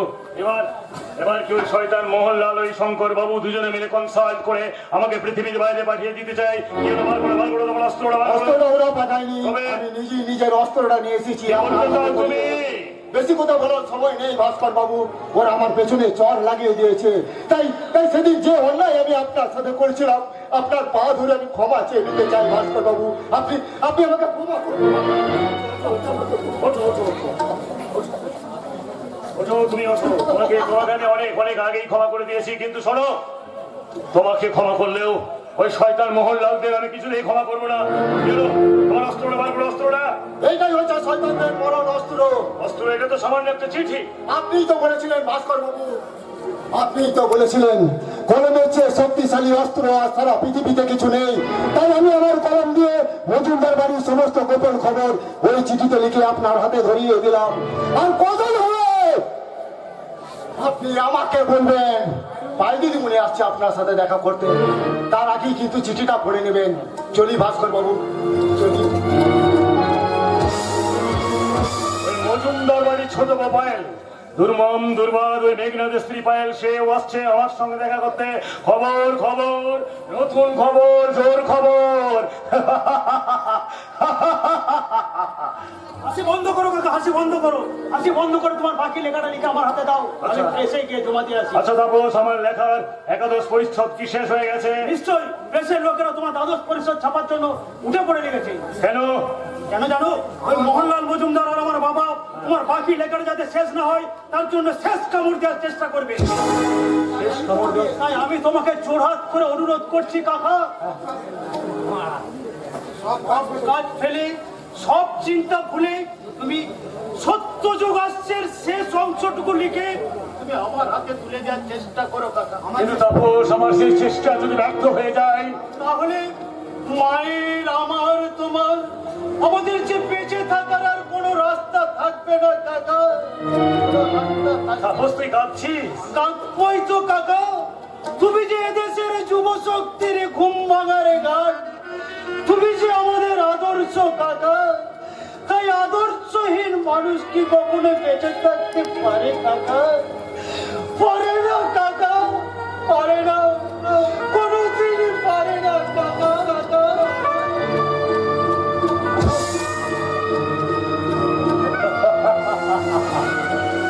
এই তাপস তার বাবার কথা শুনে ওই শয়তান মোহনলালের সঙ্গে হাত মিলিয়েছিল। আবার সে তার নিজের ভুল বুঝতে পেরে সত্যের পথে পা বাড়িয়েছে। তাই যাবার সময় চরিত্রটা কাঁদতে কাঁদতে আমার নাটক থেকে বেরিয়ে গেল। কিন্তু কই কই একটা চরিত্র তো আমার সাহিত্যের পাতায় হাসতে হাসতে এসে বললো না। কে তুমি? আমি কিন্তু মজুমদারের এবার নরক থেকে মুক্তি পেয়ে পালিয়ে বাস করতাম তোমার কাছে। তুমি কে? তুমি? আমি আমি শিশির। ও শিশির, তুমি সেই শিশির যে শিশিরের সামনে থেকে ওই মোহনলাল বাবুর গুন্ডারা ঝিলমিল এবং তোমার উপর আক্রমণ করেছিল, এবং তারপরে মেঘনাথ আর ওই ডাবলু বলে গুন্ডারা তোমাকে তুলে নিয়ে গেছিল এবং বাগান বাড়ি কাটতে লেগেছিল। সেই জন্য তো বললাম আমি তাদের নরক থেকে মুক্তি পেয়ে পালিয়ে এসেছি। কিন্তু কিন্তু কি? কিন্তু আমার ঝিলমিল এখন কোথায় আছে, কেমন আছে, আমি কিছু জানি না। আপনি আপনি আমার ঝিলমিলের সন্ধান দিতে পারেন? ঝিলিমিলের সন্ধান? একটা চাতক পাখি জল ভরা একটা মেঘের কাছে এসে বলছে, ওগো মেঘ, তুমি কি পারো তোমার সবটুকু জল আমার মুখে ঢেলে দিতে? আপনি আপনি কি বলছেন আমি কিছু বুঝতে পারছি না। আপনি জেনে রাখুন আমি আপনার লেখার অনুরাগী। আমি শুধু আমার কাছে, আপনার কাছে আমার প্রেমিকার সংবাদ জানতে এসেছি। বলুন আপনি কি জানেন আমার ঝিলমিল এখন কোথায়? এখনো তোমার ঝিলমিল? সে আমার প্রেম, সে আমার ভালোবাসা, সে আমার চিরদিনের, চিরকালের। আচ্ছা, তুমি ঝিলমিলকে পেলে? আমি ঝিলমিলকে পেলে আমি তাকে বিয়ে করব, ছোট্ট মিষ্টি একটা সুন্দর সংসার করব। কিন্তু সে যে আমার স্বপ্ন। কিন্তু তোমার সেই স্বপ্নটা যদি অন্য কারোর মনে অনুপ্রবেশ ঘটিয়ে তার মনে একটা সংসারে নেশা ধরিয়ে দেয়, তখন তুমি কি করবে? আমি কিন্তু ভাবতে পারছি না, আপনার কথা আমি কিছু বুঝতে পারছি না। আপনি আমাকে একটু জল খাওয়াবেন, জল? হ্যাঁ হ্যাঁ, অবশ্যই অবশ্যই। আরে কে আছো? আমাদের বাড়িতে নতুন এক বিশেষ অতিথি আসছে, তার জন্য জল নিয়ে এসো, জল। লেখার চিন্তায় তন্ময় হয়ে আছে ভাস্কর্যার চেতনা। তাই ওনার কোনো কথাই বুঝতে পারলাম না। আমি ওনার লেখা পড়েছি, তাই কোনো দিন একজন লেখককে দেখার সৌভাগ্য হয়নি। আজ দেখলাম লেখক মানে একক। আরে আরে, একক নয়, পালে পালে সুন্দরী মেয়েরা এসে লেখক বাবুকে পরে ঘিরে ধরে। এই নিন আপনার জল। হ্যাঁ, কই দিন।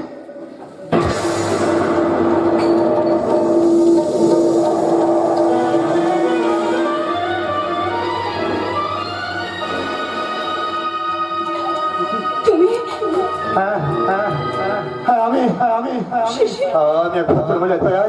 কোন রকমের প্রাণটা নিয়ে পালিয়ে এসেছি, কিন্তু তুমি এখানে কি করে এলে? আমি সেদিন তোমাকে ওরা তুলে নিয়ে যাওয়ার পর ওই মেঘটা আবার এসেছিল আমার উপর অত্যাচার করতে। আর তখন ওই ভাস্কর বাবু দুজন সমাজপ্রতি লোক মেঘনাথকে আচ্ছা করে পিটিয়ে মাটিতে ফেলে দেয়। তারপর ওই লম্পটকে জোর করে আমার মাথায় ঘুমটা দিয়ে বলে আমি নাকি আজ থেকে বাস করবো। হ্যাঁ, তারপর আমাকে জোর করে রেজিস্ট্রি অফিসে নিয়ে গিয়ে আমাকে রেজিস্ট্রি ম্যানেজ করে। আর তারপর থেকে আমি এখানে হয়ে আছি। হ্যাঁ, তুমি যেমন করে হোক তুমি আমাকে এখান থেকে নিয়ে চলো। সেদিন তুমি চলে যাওয়ার পর থেকে তোমার কথা ভাবতে আমি পাগল হয়ে গেছি। তুমি আমাকে নিয়ে চলো না শিশির। লেখক ভাস্কর ব্যানার্জি স্ত্রীকে নিয়ে যাব কিসের অধিকারে? শিশির, হ্যাঁ, আমি এতক্ষণে ভাস্করটার সমস্ত কথার মানে বুঝতে পারলাম। তাই তাই তাই তোমাকে আমি শেষ কথা বলে দিয়ে যাচ্ছি। কি কথা? তোমার আমার দেখা হয়তো আর নাও হতে পারে। এই দেখাই হয়তো আমাদের শেষ দেখা। শিশির, আমি জানি তুমি আমাকে অনেক তর্ক দেখাবে, অনেক যুক্তি দেখাবে, কিন্তু কিন্তু আমার যুক্তি একটাই। কি তোমার যুক্তি? তুমি হয়তো এই বিয়েটাকে বিয়ে বলে মেনে নাওনি, তাই লেখক ভাস্কর ব্যানার্জি তোমাকে কতখানি ভালোবাসে সেটাও তুমি বুঝতে চাওনি। যে মানুষটা সমাজের সমস্ত মানুষের কাছে আঘাত খেতে খেতে এখন ক্লান্ত হয়ে পড়েছে, আমি আমার ভালোবাসাকে আমি তার হাতে তুলে গেলাম, তার হাতে তুলে দিয়ে গেলাম, তার হাতে তুলে দিয়ে গেলাম। শিশির আমাকে এসব কি বলে গেল? লেখক ভাস্কর ব্যানার্জি আমাকে ভালোবাসে, তবে কি সেজন্য সে আমার ভালোবাসায় আঘাত করতে চায়নি? আমি সুন্দরী যুবতী, হয়তো সে কখনো আমাকে অসম্মান করেনি। সেদিন যে মানুষটাকে আমি এতখানি ঘৃণা করতাম, এতক্ষণ একটু আগে পর্যন্ত যাকে আমি আজে বাজে কথা বলছিলাম, তার সম্পর্কে এত ভালো ভালো কথা ভাবছি কেন? তবে কি ঘৃণা করতে করতে আমি তার প্রেমে পড়ে গেলাম? জানি না। দেখি কান্নায় ভেঙে পড়েছো কেন ঝিলমিল? আমি যে মেয়েটা নিজের জীবন ছাড়া কখনো অন্যের জীবন গড়তে চায়নি, আজ সেই মেয়েটা কেন ভাঙা গোড়ার মাঝে পড়েছে? সেই মেয়েটা যে আজ ভাঙাগড়ার মাঝে পড়ে গেছে। কেন আজ সে ভাঙা গোড়ার মাঝে কেন পড়েছে? সব তুমি কি বলছো? ঠিকই বলছি। আপনি তো সারা রাত ঘরে না হলে বারান্দায় বসে শুধু লিখে গেছেন। তুই কখনো দেখেনি আপনাকে পুরুষের নিঃশ্বাস ফেলতে? আমি তো কখনো লিখতে লিখতে শুনতে পাইনি উপবাসীর দীর্ঘশ্বাস। তুমি কি শুনতে চেয়েছো? হঠাৎ আজ তুমি বললে? হ্যাঁ, তুমি বললাম, আর এখন থেকে আমি তুমিই বলবো। আজ রাতে তুমি আমার সিঁথিতে সিঁদুর পরিয়ে দিবে, আর আমার হাতে পরিয়ে দেবে শাখা লোহা। হ্যাঁ, দেবো ঝিলমিল, অবশ্যই দেবো। তবে আজ নয়, একটা ঘটা করে অনুষ্ঠান করে সকলকে সঙ্গে নিয়ে মেয়েরা শাঁখ বাজাবে, উলুধ্বনি দেবে, সানাই বাজবে, তবেই তো তোমার আমার মনের স্বপ্ন একেবারে কানায় কানায় পূর্ণ হবে। তবে আমিও বলছি, শোনো, বলো। আমি কিন্তু অপেক্ষা করব, ওই সাবরের মতো প্রতীক্ষায় থাকবো।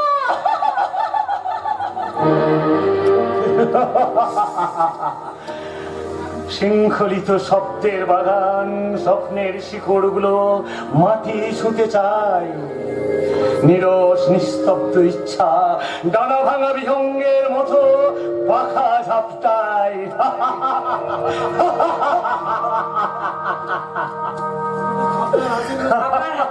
হাসি বুদ্ধি কান্না লুকিয়ে আছে কেন লেখো? আমি কি আমার আপনি কি হারিয়ে ফেলেছেন জীবন জুড়ানোর স্বপ্ন?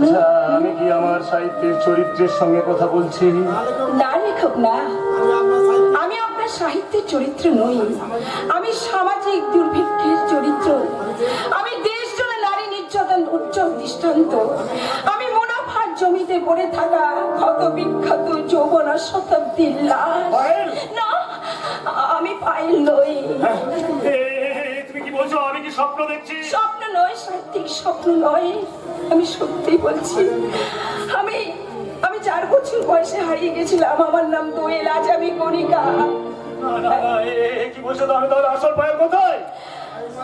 কয়েক মাস আগে আপনার উপরে অবিচারে প্রতিবাদ করতাম।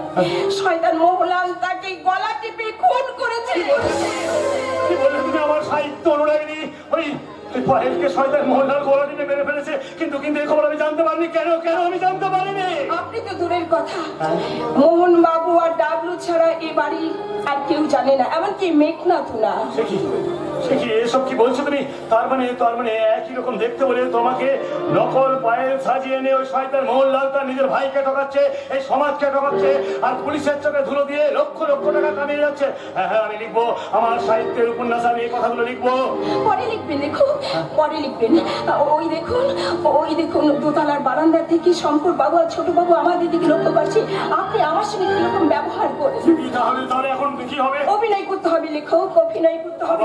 অভিনয়? হ্যাঁ, অভিনয় আমি নয়, আপনার লেখাকে বাঁচাবার জন্য, আপনাকে প্রাণে বাঁচাবার জন্য এই দেখুন আমি ব্যাগে করে মদের বোতলে জল ভরে নিয়ে এসেছি। এইটা খেয়ে আপনাকে মাতাল হতে হবে।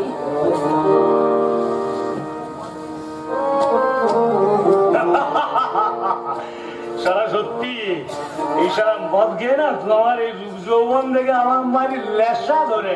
আরে শুধু লেসা দলে চলবে না গো নাগর, লেসা দলে চলবে না, আরে শালা আমাকে আদর করতে হবে। আদর কি বললে?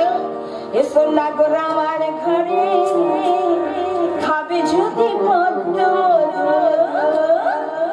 এসো নাগর আমার ঘরে, খাবে যদি পদ্ম বুকের বাগানে নয় না হেঁটে করবো জানো, বুকের বাগানে নয় না হেঁটে করবো জানো, এসো নাগর আমার ঘরে, খাবে যদি পদ্ম এসো নাগর আমার ঘরে, খাবে যদি পদ্ম বুকের বাগানে নয় না হেঁটে করবো জানো, বুকের বাগানে নয় না হেঁটে করবো জানো, এসো নাগর আমার ঘরে, খাবে যদি পদ্ম এসো নাগর আমার ঘরে, খাবে যদি পদ্ম বুকের বাগানে নয় না হেঁটে করবো জানো, বুকের বাগানে নয় না হেঁটে করবো জানো। সত্যি যদি তুমি ঠিক সময় না আসে পড়তে, তাহলে ওই শয়তান মোহনলাল এবং তার দলবল আমাকে হত্যা করে আমার লেখাটা আমাকে শেষ করতে দিত না। তোমাকে যে আমি কি বলে ধন্যবাদ জানাবো বোন। বোন না, আমি মনে করতে পারিনি, আমি যে গণিকা, আমি যে গণিকা। ওরে বোন, মেয়েরা সারা জীবন কেঁদেও এই পুরুষ শাসিত সমাজের মন পায়নি রে, তাই আর কান্না নয়, কান্নায় মেয়েদের জীবনের শেষ প্রতিবাদ নয়। এবার তোকে দরুজ দলনী হয়ে ওই ওষুধের বিরুদ্ধে ত্রিশূলতে ঝাঁপিয়ে পড়তে হবে। হ্যাঁ, ওই শয়তান মোহনলালকে আমি নিজে হাতে শাস্তি দিতে চাই। শাস্তি দেবো বললে তো হবে না, তার জন্য প্রমাণ চাই, সাক্ষী চাই। আমাকে ডাকলো, মোহনলাল বাবুর অজস্র অপরাধের কথা জানিয়ে আমাকে চিঠি দিয়ে এসেছে। শিশির মোহনলাল বাবুর অনেক অপরাধের সাক্ষী, আমি আপনার কাছে সব অপরাধের সাক্ষী নিয়ে আসবো দাদা। কোনো চিন্তাই নেই, এবার শয়তান মোহনলাল, এবার তোমাদের শেষ দিন। আরে আমি দেখাবো এবার আঠেরো কলা।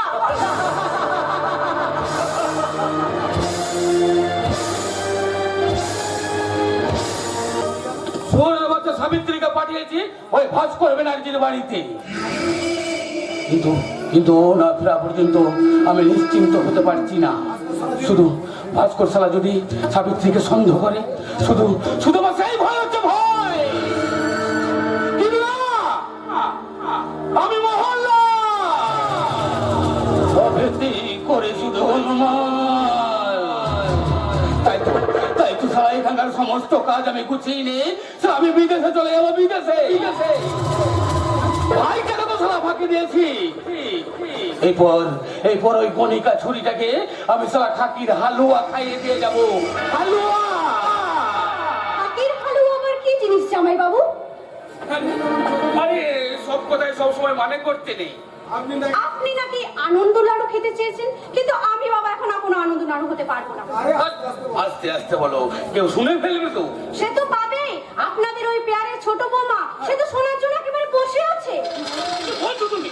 ঠিকই বলছি, আমি লুকিয়ে লুকিয়ে দেখেছি ওই বউটা যখন তখন ঠিক এতখানি কাপড় তুলে ওই ধেই ধেই করে নাচছে, কখনো আবার গুনগুন করে গান গাইছে, নোংরা গান। আরে ওইটা হলো গিয়ে ওর যৌবনের ধর্ম। যৌবনে ধর্ম। এই তোমার দিদি যখন মারা গেল তখন তোমার কম বয়স, আর আমারও তখন কম বয়স। এই তোমার এই যৌবন তখন টকবক টকবক করে ফুটছে, আর আমার এই যৌবন তখন টকবক টকবক করে ফুটছে। আর এই ফুটতে ফুটতে ছুটতে ছুটতে তোমার আমার এই যৌবন একেবারে মিলিয়ে মিশে একাকার হয়ে গেল।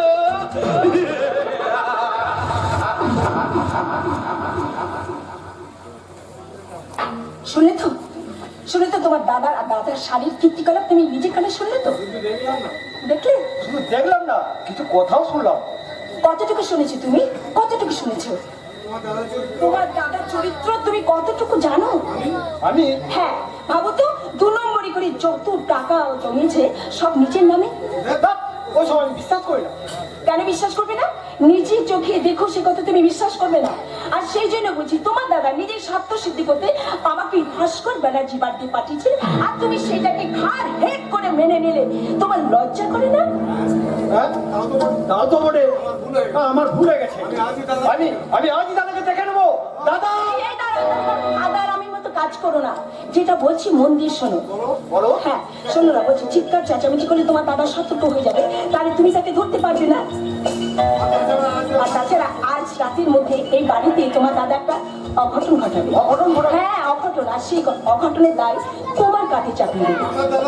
আমার দাদা একটা জানোয়ার, এমনি অনেক দুষ্কর্ম করে আমার ঘাড়ে চাপিয়ে দিয়েছে। এতদিন আমি বুঝতেও পারিনি। এবার আমি দাদার কোনো কথাই শুনবো না, শুধু তোমার কথাই শুনবো। তাহলে শোনো না, মন দিয়ে, মানে আমার কথা শোনো, কিছু কথা আমি তোমাকে কানে কানে বলি। তুমি ঠিক বলেছো পায়েল, তুমি ঠিক বলেছো। রাবণের বিরুদ্ধে দাঁড়াতে গিয়ে বিভীষণ যেমন রামের সাহায্য নিয়েছিল, আমিও তেমনি ভাস্কর দার সাহায্য নিয়ে আমার শয়তান দাদাটার খেত মুখ একবারে কথা করে দেবো। সে যেমন আমাকে ঢুকিয়েছে, তাকে আমি মৃত্যুর আগে পর্যন্ত ঠকাবো।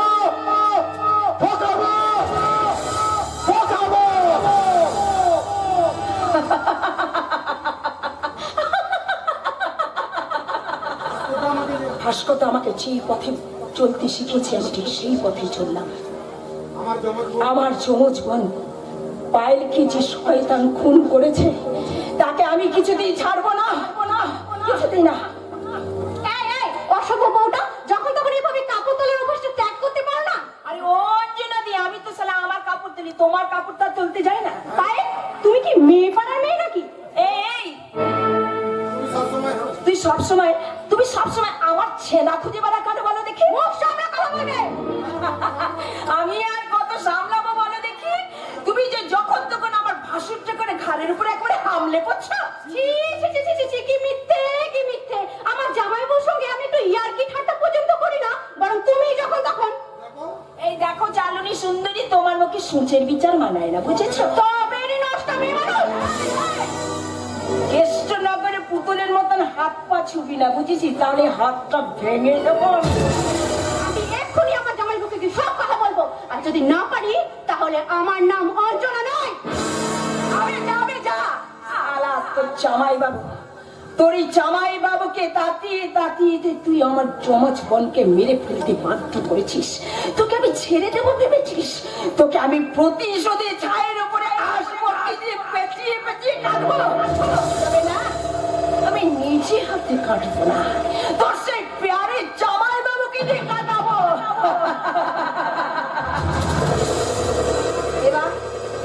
এবার দেখালাম আমি 3 কলা।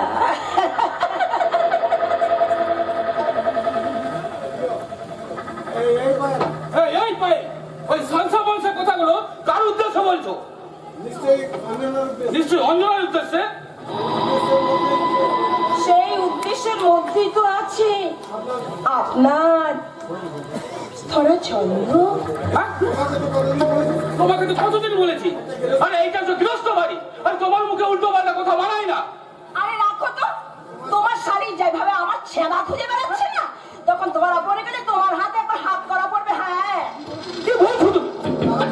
তাহলে শোনো বাবু, তোমার ওই শাড়িটা না সবসময় আমাকে বলে আমি নাকি সেই পাড়ার মেয়ে।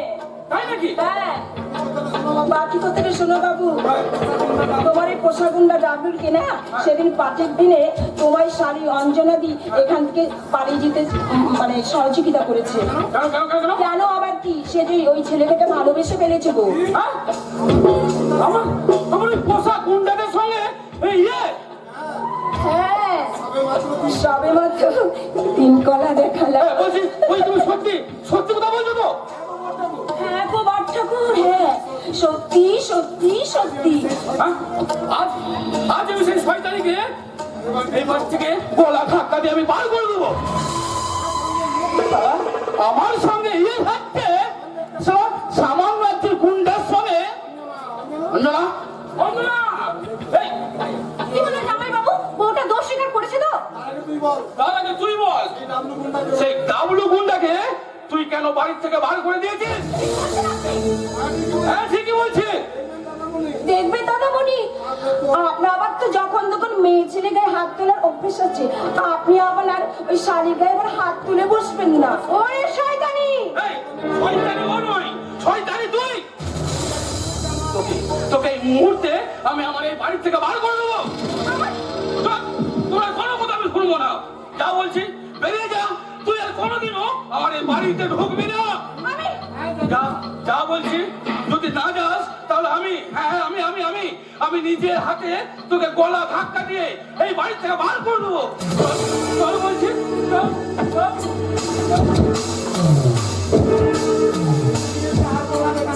এই নে 4 কলা দেখানো হলো, এখনো 14টা কলা বাকি বাকি। যাক যাক, কলার কথা বড় মোহনলাল, এবার আমি তোমাকে কাঁচকলা।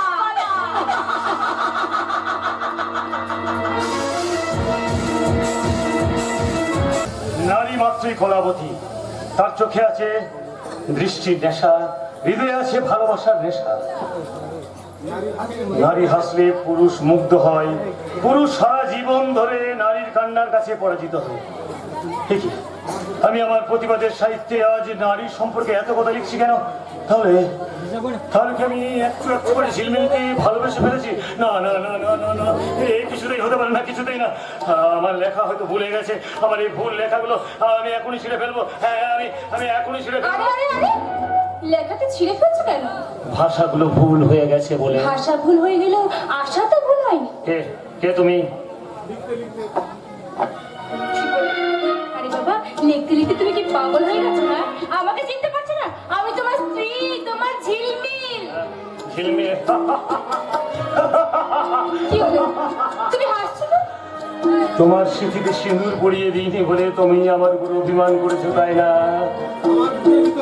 আমার বুকের ভিতর যে, আমার বুকের ব্যথায় যে ছাতি ফেটে যাচ্ছে, তাকে তুমি বুঝতে পারছো না? তোমার কি হৃদয় নেই? হৃদয় সে বড়ই স্বপ্ন নির্ভর, হৃদয় সে বড়ই লোভী, তাই তো হৃদয় মাঝে মাঝে হৃদয়হীন হয়ে নিশ্চয় হয়ে হৃদয় খুঁজে বেড়ায়। তুমি কি শেষ পর্যন্ত পাগল হয়েছো? না না না, আমি পাগল হব না, পাগল হব না। আমি আবার সমস্ত কিছুর আগল ভেঙে ওই লেখার সমুদ্রে ঝাঁপিয়ে পড়বো। সেই সামান্য দুর্বলতা কি তোমাকে কাঁপিয়ে দিচ্ছে? শুধু কাঁপিয়ে দেয়নি, ওই সাহারা মরুভূমি থেকে এক রাস তপ্ত বালু উড়ে এসে আমার এই বুকের উপর ঝাঁপিয়ে পড়েছে। আপনি কি পারেন না আপনার বুকের সেই সাহারা মরুভূমি থেকে একখানা মেঘ কাজ করে নিয়েছে, এক ফসলা বৃষ্টি ছড়িয়ে দিতে? বসন্ত, তুমি কেন এলে এই গভীর গহন শীতে? সাহিত্যিক, উনি ভুল করেছেন, ভুল করে ভোর ভেবে উঠে এসেছে কাকচোৎস্নার রাতে। মিসেস ব্যানার্জি, আমি এক উদাসীন গাংচিল, এখনো উড়ে বেড়াচ্ছি সমুদ্র সৈকতে। আসছি না। আসলে জানো, আমি আজ নিজের সঙ্গে নিজের এক জটিল অঙ্ক করছি। হ্যাঁ, অঙ্ক। আর তোমাদের দুজনকে দুটো প্রশ্ন করে আমি সে ভয়ঙ্কর অঙ্কের উত্তরটা জেনে নিতে চাই। বলুন, প্রশ্ন করুন। আমার প্রশ্নটা হলো, তুমি বলো, তুমি আমার কাছ থেকে কি চাও, লেখা না সাহচর্য? হে আচার্য, আচ্ছা। আমি শুধু লেখা চাই, লেখা। আর তুমি কি চাও, লেখা না সিঁদুর? কি হলো, বলো বলো বলো, তাড়াতাড়ি বলো। আমি তোমার কাছে লেখা চাই।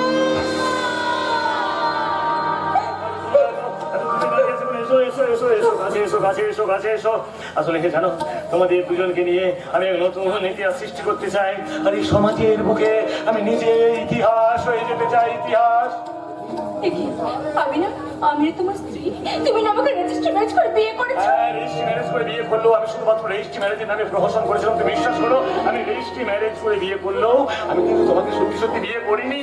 কারণ সেই যুগে, সেই সত্য যুগে রেজিস্ট্রি ম্যারেজ ছিল না, শুধু সিঁদুর দেওয়া হতো। আর আমি তোমাকে সিঁদুর পরিয়ে দিইনি, শুধুমাত্র সেদিন ওই গুন্ডাদের হাত থেকে বাঁচানোর জন্য তোমার সঙ্গে আমি প্রহসন করেছিলাম। হ্যাঁ, তোমার ঝিলমিল তোমারই আছে, তোমার ছেলে শুধু এতদিন আমার কাছে গচ্ছিত ছিল, আজ আবার আমি তোমার হাতে তুলে দিলাম। তোমরা দুজনে বলে একসঙ্গে বলো, যদি দং হৃদয়ং তব।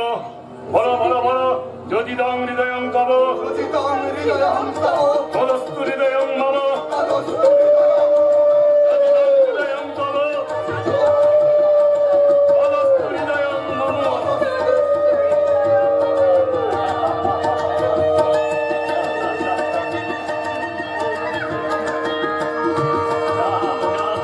যাও তোমরা যাও, যাও যাও।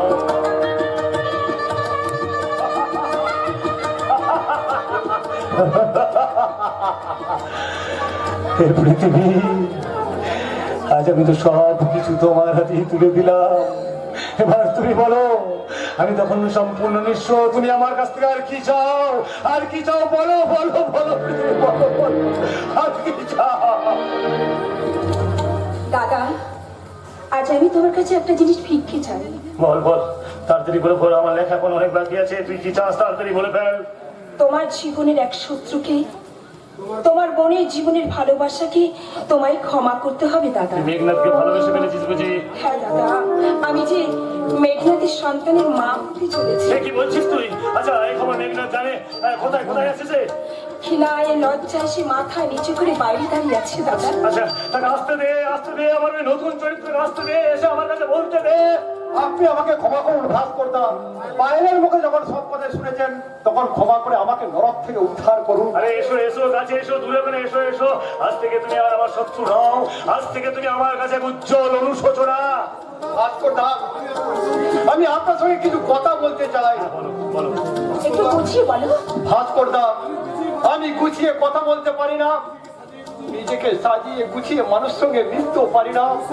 দুঃশাসন যেমন সারা জীবন দুর্যোধনের কথা মতো পথ চলেছিল, আমিও তেমনি সমাজের চোখে দুঃশাসন হয়ে গেছি। আমি মুখে বললেও রাবণের ভাই ঈশ্বরের মতো ভীষণ হতে চাই না। আমি হতে চাই অন্ধকারের জন্য, আমি হতে চাই পাপের বিরুদ্ধের জন্য। বলুন বলুন, সে আমাকে এই মন্ত্রটা শিখিয়ে দেবে। হ্যাঁ হ্যাঁ, সেই মন্ত্রটা তোমাকে আমি অবশ্যই শিখিয়ে দেবো, কিন্তু এখন যে তোমাকে আমার একটা প্রশ্নের উত্তর দিতে হবে। বলুন দাদা। আচ্ছা তুমি সত্যি করে বলো তো, তুমি পায়েলকে ভালোবাসো?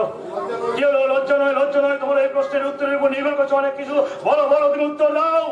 আমি পায়েলকে ছাড়া পারবো না ভাস্করদা। এমন যদি ঘটনা ঘটে, তোমার চোখের সামনে থেকে কেউ যদি জোর করে পায়েলকে তুলে নিয়ে যেতে চায়, আমার শরীরে এক বিন্দু রক্ত থাকতে কেউ পায়েলকে আমার কাছ থেকে কেড়ে নিতে পারবে না। Good good, very good very good. এই তো তোমার উত্তর, আমি খুবই খুশি। এবার এবার তোমরা বাড়ি যাও, তোমরা তোমাদের কাজ শুরু করে দাও। আমাদের আসল শত্রু ওই শয়তান মোহনলাল মজুমদার। তোমরা বাড়ি যাও, আমি তোমাদের পাশে সব সময়ই থাকবো। হ্যাঁ এসো, এবার আমাদের ঝাঁপিয়ে পড়তে হবে ওই শয়তান মোহনলাল মজুমদারের বিরুদ্ধে, এবং আমাদের তিনজনকে একসঙ্গে লড়াই করতে হবে। তোমরা আমার সঙ্গে হাত মেলাও, হাত মেলাও। এবার আমরা শুরু করব ওই শয়তান মোহনলালের মজুমদারের বিরুদ্ধে ভয়ানক খেলা।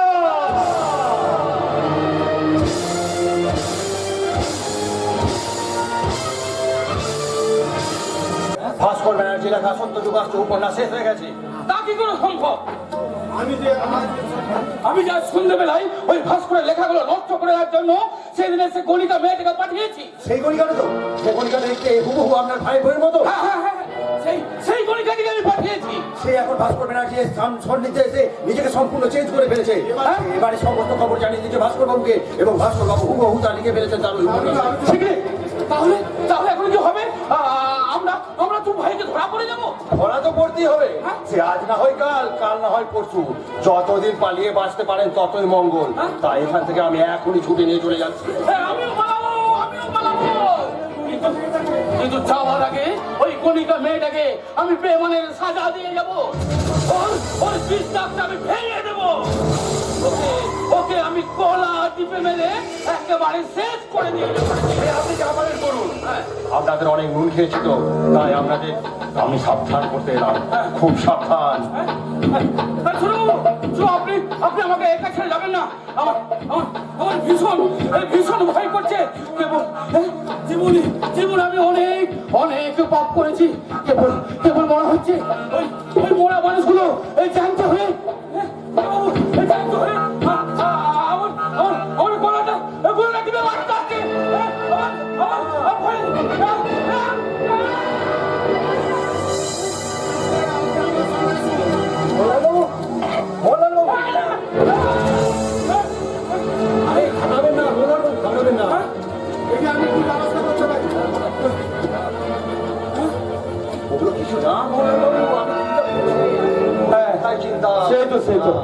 ও ওইটা তো ধুর, ওর তো চিরঞ্জিতের আইসক্রিমের দোকানে না ধুর, হাট। তাহলে আপনি কেন ভয় পাচ্ছেন? আসুন আসুন আমার সাথে আসুন, দেখি আমরা জন্য আমি কি ব্যবস্থা করতে পারি। হ্যাঁ, চলুন চলুন চলুন চলুন।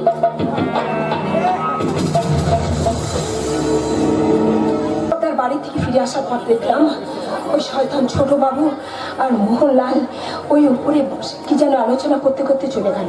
তাহলে কি ওরা ভাস্করদার বিরুদ্ধে কোনো ষড়যন্ত্র করছে? হ্যাঁ বিশ্বমণি, আপনি আমার হাতে একটা চিঠি দিয়ে পাঠাচ্ছেন আর মুখে বলেছে, হ্যাঁ আর মুখে বলে দিয়েছেন যতদিন না ওই ভাস্কর ব্যানার্জি তার লেখা শেষ করতে পারছি ততদিন আপনি ওদের সাথে নিপুণভাবে অভিনয় করে যাবেন। তাপস, চিঠিতে কি লেখা আছে? কি লেখা আছে? আরে তাপস, হ্যাঁ? তাপস বাবাজি, এই তুমি ঠিক সময় এইখানে এসে পড়েছো। এই নাও, তুমি আমার হাতের এক টুকরো আপেল খেয়ে নাও। আপনি তার আমার তোমার সময় নেই, আমাকে এক্ষুনি বাড়ি যেতে হবে। আরে যাবে যাবে যাবে, টাকা তো ব্যস্ত কেন? তবে তবে নিজের বাড়ি নয়, যাবে তুমি জমের বাড়ি। তুমি তুমি ঠিক সময়ে এসে আমার অনেক অনেক উপকার করেছো। তাই আমার যে এত বড় উপকার করেছে তাকে তো আমি বিশেষ উপহার না দিয়ে এইখান থেকে যেতে দিতে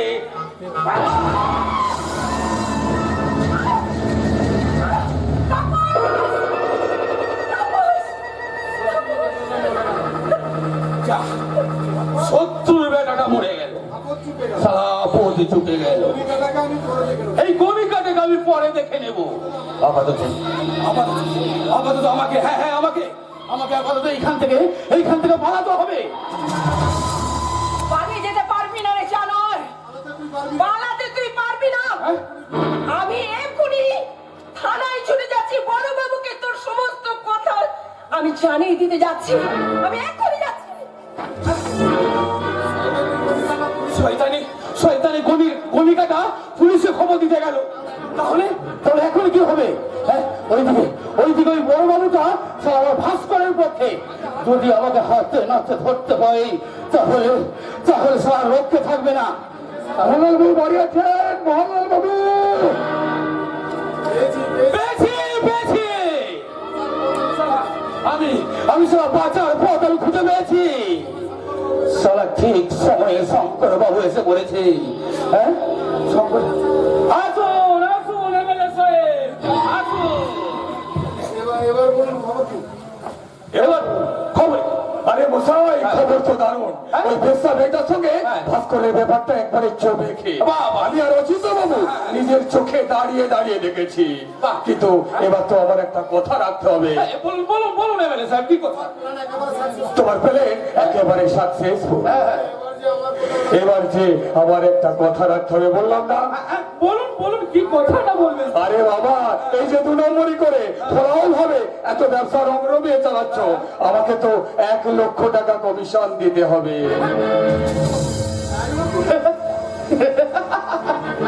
আরে 1 লক্ষ কি বলছেন এমএলএ সাহেব? আমি আপনাকে 5 লক্ষ টাকা। 5 লক্ষ? তাড়াতাড়ি দিন তাড়াতাড়ি দিন। ওই যে এখানে রেখে দিয়েছি, তুলে নাও। কোথায় কোথায়? ওই যে ওখানে রাখা আছে, যাও যাও যাও যাও, তুলে নাও যাও।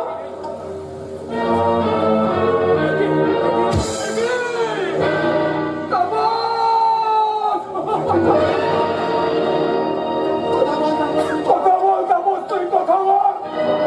তুই কি করলি তাপস? তুই এমনি করে আমায় ছেড়ে চলে গেলি তাপস। জীবনে পাপের ফসল তাপস।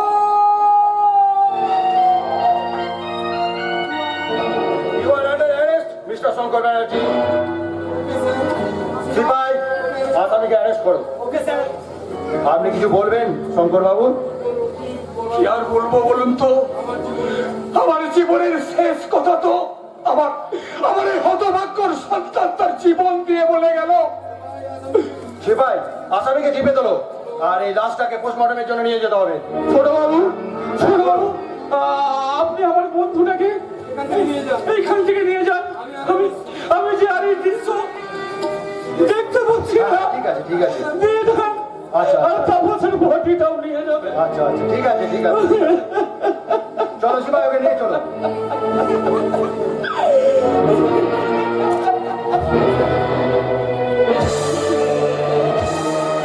কিবা অপরাধ তার বিচার হইয়া গেল। লিখবো না, আর আমি লিখবো না, আর আমি লিখবো না। আমি আমার সমস্ত লেখা এবার শুনে ফেলে দেবো। তারপরে দেশবাসীর কাছে চিৎকার করে বলবো, তোমরা আমার তাপসের জীবন ফিরিয়ে দাও, আমার বৌদির মুখের হাসি ফিরিয়ে দাও, ফিরিয়ে দাও, ফিরিয়ে দাও। এই পাগল ওদিকে থেকে ভয় পেয়েছে বুঝি, কিন্তু মহাভারতে না তো কৃষ্ণ আমাকে দেখে ভয় পায়নি। যদি বলি আমি বৌদি নাই, আমি সুভদ্রা। তুমি কই ফেলছো কেন? তোমার পুত্র অভিমন্যুকে অকালে হারিয়ে যেতে হলো কেন? তোমার স্বামীকে মিথ্যা অভিযোগে জেল কাটতে হলো, কই ফেরত চাও? চাইবো তো কেন ওই অভিমন্যুর মৃত্যু পর যুদ্ধ থামিয়ে দিলে? কেন থামিয়ে দিলে? না যুদ্ধ থামবে না, থামবে না। কলিযুগের কুরুক্ষেত্রে যুদ্ধ থামবে না।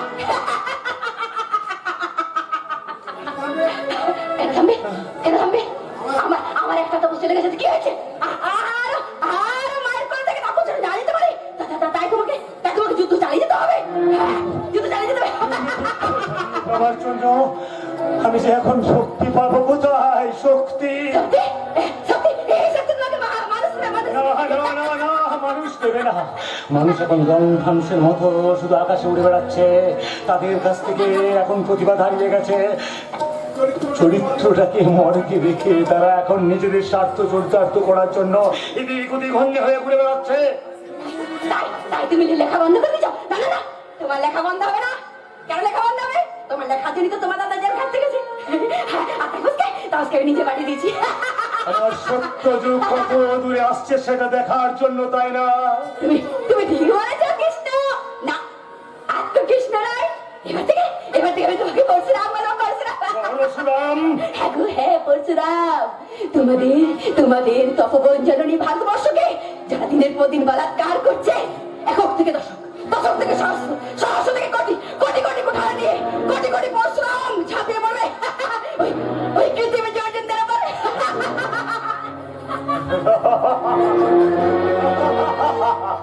যুদ্ধ, আবার যুদ্ধ, নিজের সঙ্গে নিজের যুদ্ধ, আশার সঙ্গে নিরাশার, ভালোবাসার সঙ্গে প্রত্যাশার। কিন্তু এই যুদ্ধে কে জিতবে? সত্য।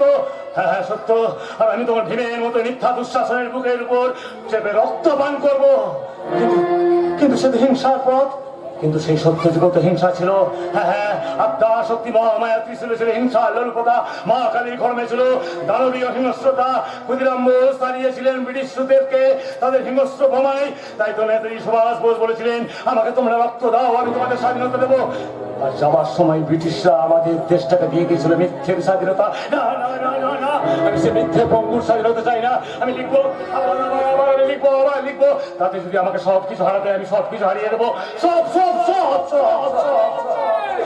শুধু বিনিময়ে আমাকে তোমরা একটু লিখতে দাও। তোকে আর লিখতে দেওয়া হবে না। হে ও ধনতন্ত্র বাবু, যে শরীরটাকে তো বেশ নাদোষ নদোষ করেছেন, তাই এখানে কি খেতে এসেছেন? আমার সাহিত্যের কথাগুলো কি চিবিয়ে খেতে এসেছেন? তুই কি ভুলে গেছিস তোর ভাইফোটাকে আমি চিরতরে ঘুম পাড়িয়ে দিয়েছি? সে কথা আমার সাহিত্যের ইতিহাসে লেখা আছে। তাহলে শুনবে, সত্য যুগের লেখক তুই কি জানিস? তোর ওই পাণ্ডুলিপিটা আমি আগুনে পুড়িয়ে একেবারে ছাই করে দিয়েছি। তাই তো বিশ্বকবি রবীন্দ্রনাথ বলেছিলেন, যেখানে দেখিবে ছাই উড়াইয়ে দেখো ভাই, পাইলেও পাইতে পারো অমূল্য রতন। সেই সুযোগ আর আমি তোকে দেবো না। আমি তো এই দেশ থেকে পালাবো, কিন্তু যাবার আগে তোকে আমি এই পৃথিবী থেকে একেবারে আউট করে দিয়ে যাবো। না রে জানোয়ার, এই পায়ের বেঁচে থাকতে তুই ভাস্করদের কোনো ক্ষতি করতে পারবি না। আরে কি দিয়ে আটকে রাখবি ওকে? ওরে যৌবনটা দিয়ে, শরীরে যৌবন দিয়ে নয় রে, মানুষের যৌবন দিয়ে, কারণ যৌবনে হলো মানুষের আসল অধ্যায়।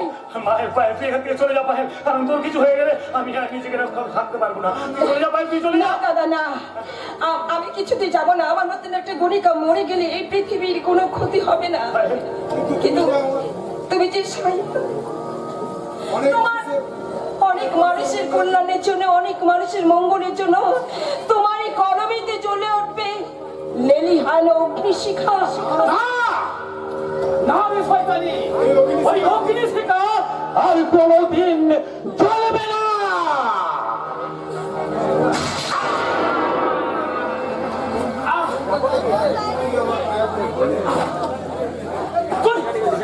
তুই আমার পায়ে গুলি করলি ভাই? হ্যাঁ, গুলি করলাম। আর ভাই ভাই বলতে তোমার লজ্জা করছে না? সারা জীবন যে ভাই তোমাকে অন্ধের মতো বিশ্বাস করে গেল, সেই ভাইয়ের জীবনে তুমি দুর্যোধনের মতো অবস্থা অন্ধকারে তুমি ঢেকে দিলে। তাই তাই তোমার কোনো ক্ষমা নেই। আজ তোমার জীবন দ্বীপ আমি নিভিয়ে দিলাম।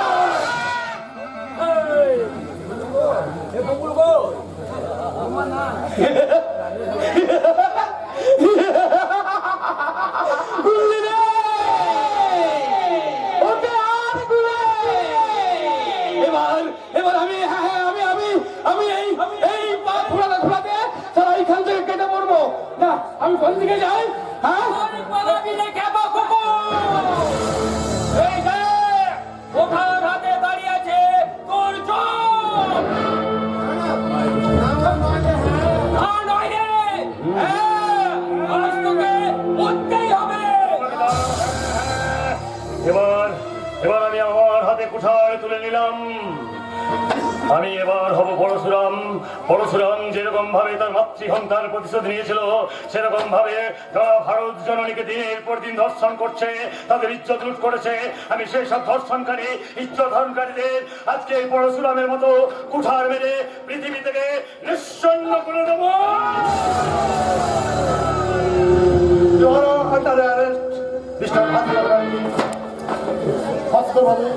আপনিও শেষে কলাম ছেড়ে ধরলেন। বাবার বউলা, রাষ্ট্রদের কোনো অপরাধ নয়। আপনি আমাকে নিয়ে চলুন, আপনি আমাকে অ্যারেস্ট করে নিয়ে চলুন। না বড় বাবু, আপনি আমাকে অ্যারেস্ট করুন। আরে না, তোদের চেয়ে এখন অনেক কাজ। তোদের দুজনকে যে জীবনে এখন একসঙ্গে অনেক পদার্থ হবে। আমার ওই সত্যযুগ আসছে উপন্যাসটা শেষ পরিচ্ছদ অব্দি লিখে তোদেরকে প্রকাশ করে সাধারণ মানুষের মধ্যে বিলিয়ে দিতে হবে। ঠিক বলেছেন লেখক বাবু, ঠিক বলেছেন। আপনার ওই লেখার হাত ধরে আবার এগিয়ে যাবে, আবার সত্য যুগ ফিরে আসবে। সত্য যুগ ফিরে আসবে কিনা আমি জানি না, কিন্তু আমাকে তো এবার এখান থেকে চলে যেতে হবে। তুমি চলে যাবে মানে? এছাড়া যে আমার কোনো উপায় নেই। এছাড়া আমি এখানে থাকবো বা কোন অধিকারে? বৌমার অধিকারে? তুমি আমার ছোট ছেলের স্ত্রী, এই মজুমদার বাড়ির ছোট বৌমা। এই পরিচয় নিয়ে তুমি সারা জীবন এই বাড়িতেই থাকবে। বাবা, আয়, তোরা আমার বুকে আয়। চলুন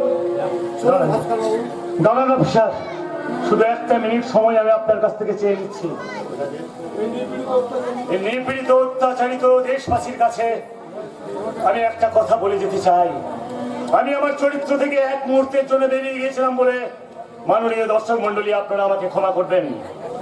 তবে যাবার আগে আপনাদেরকে একটা কথা বলে যেতে চাই, সত্য যুগ আসবে। এই ভারতবর্ষের প্রকৃত কোন ভারত জননীর মুখ থেকে এমন ভ্রূণ জন্মাবে যে ভ্রূণ দেশকে ভালোবাসবে, মাঝিকে ভালোবাসবে, মাকে ভালোবাসবে, মানুষকে ভালোবাসবে। সেই মাতৃগর্ভ হতে একদিন না একদিন সৃষ্টি হবে আগামী দিনের ভবিষ্যৎ এই কলি যুগে।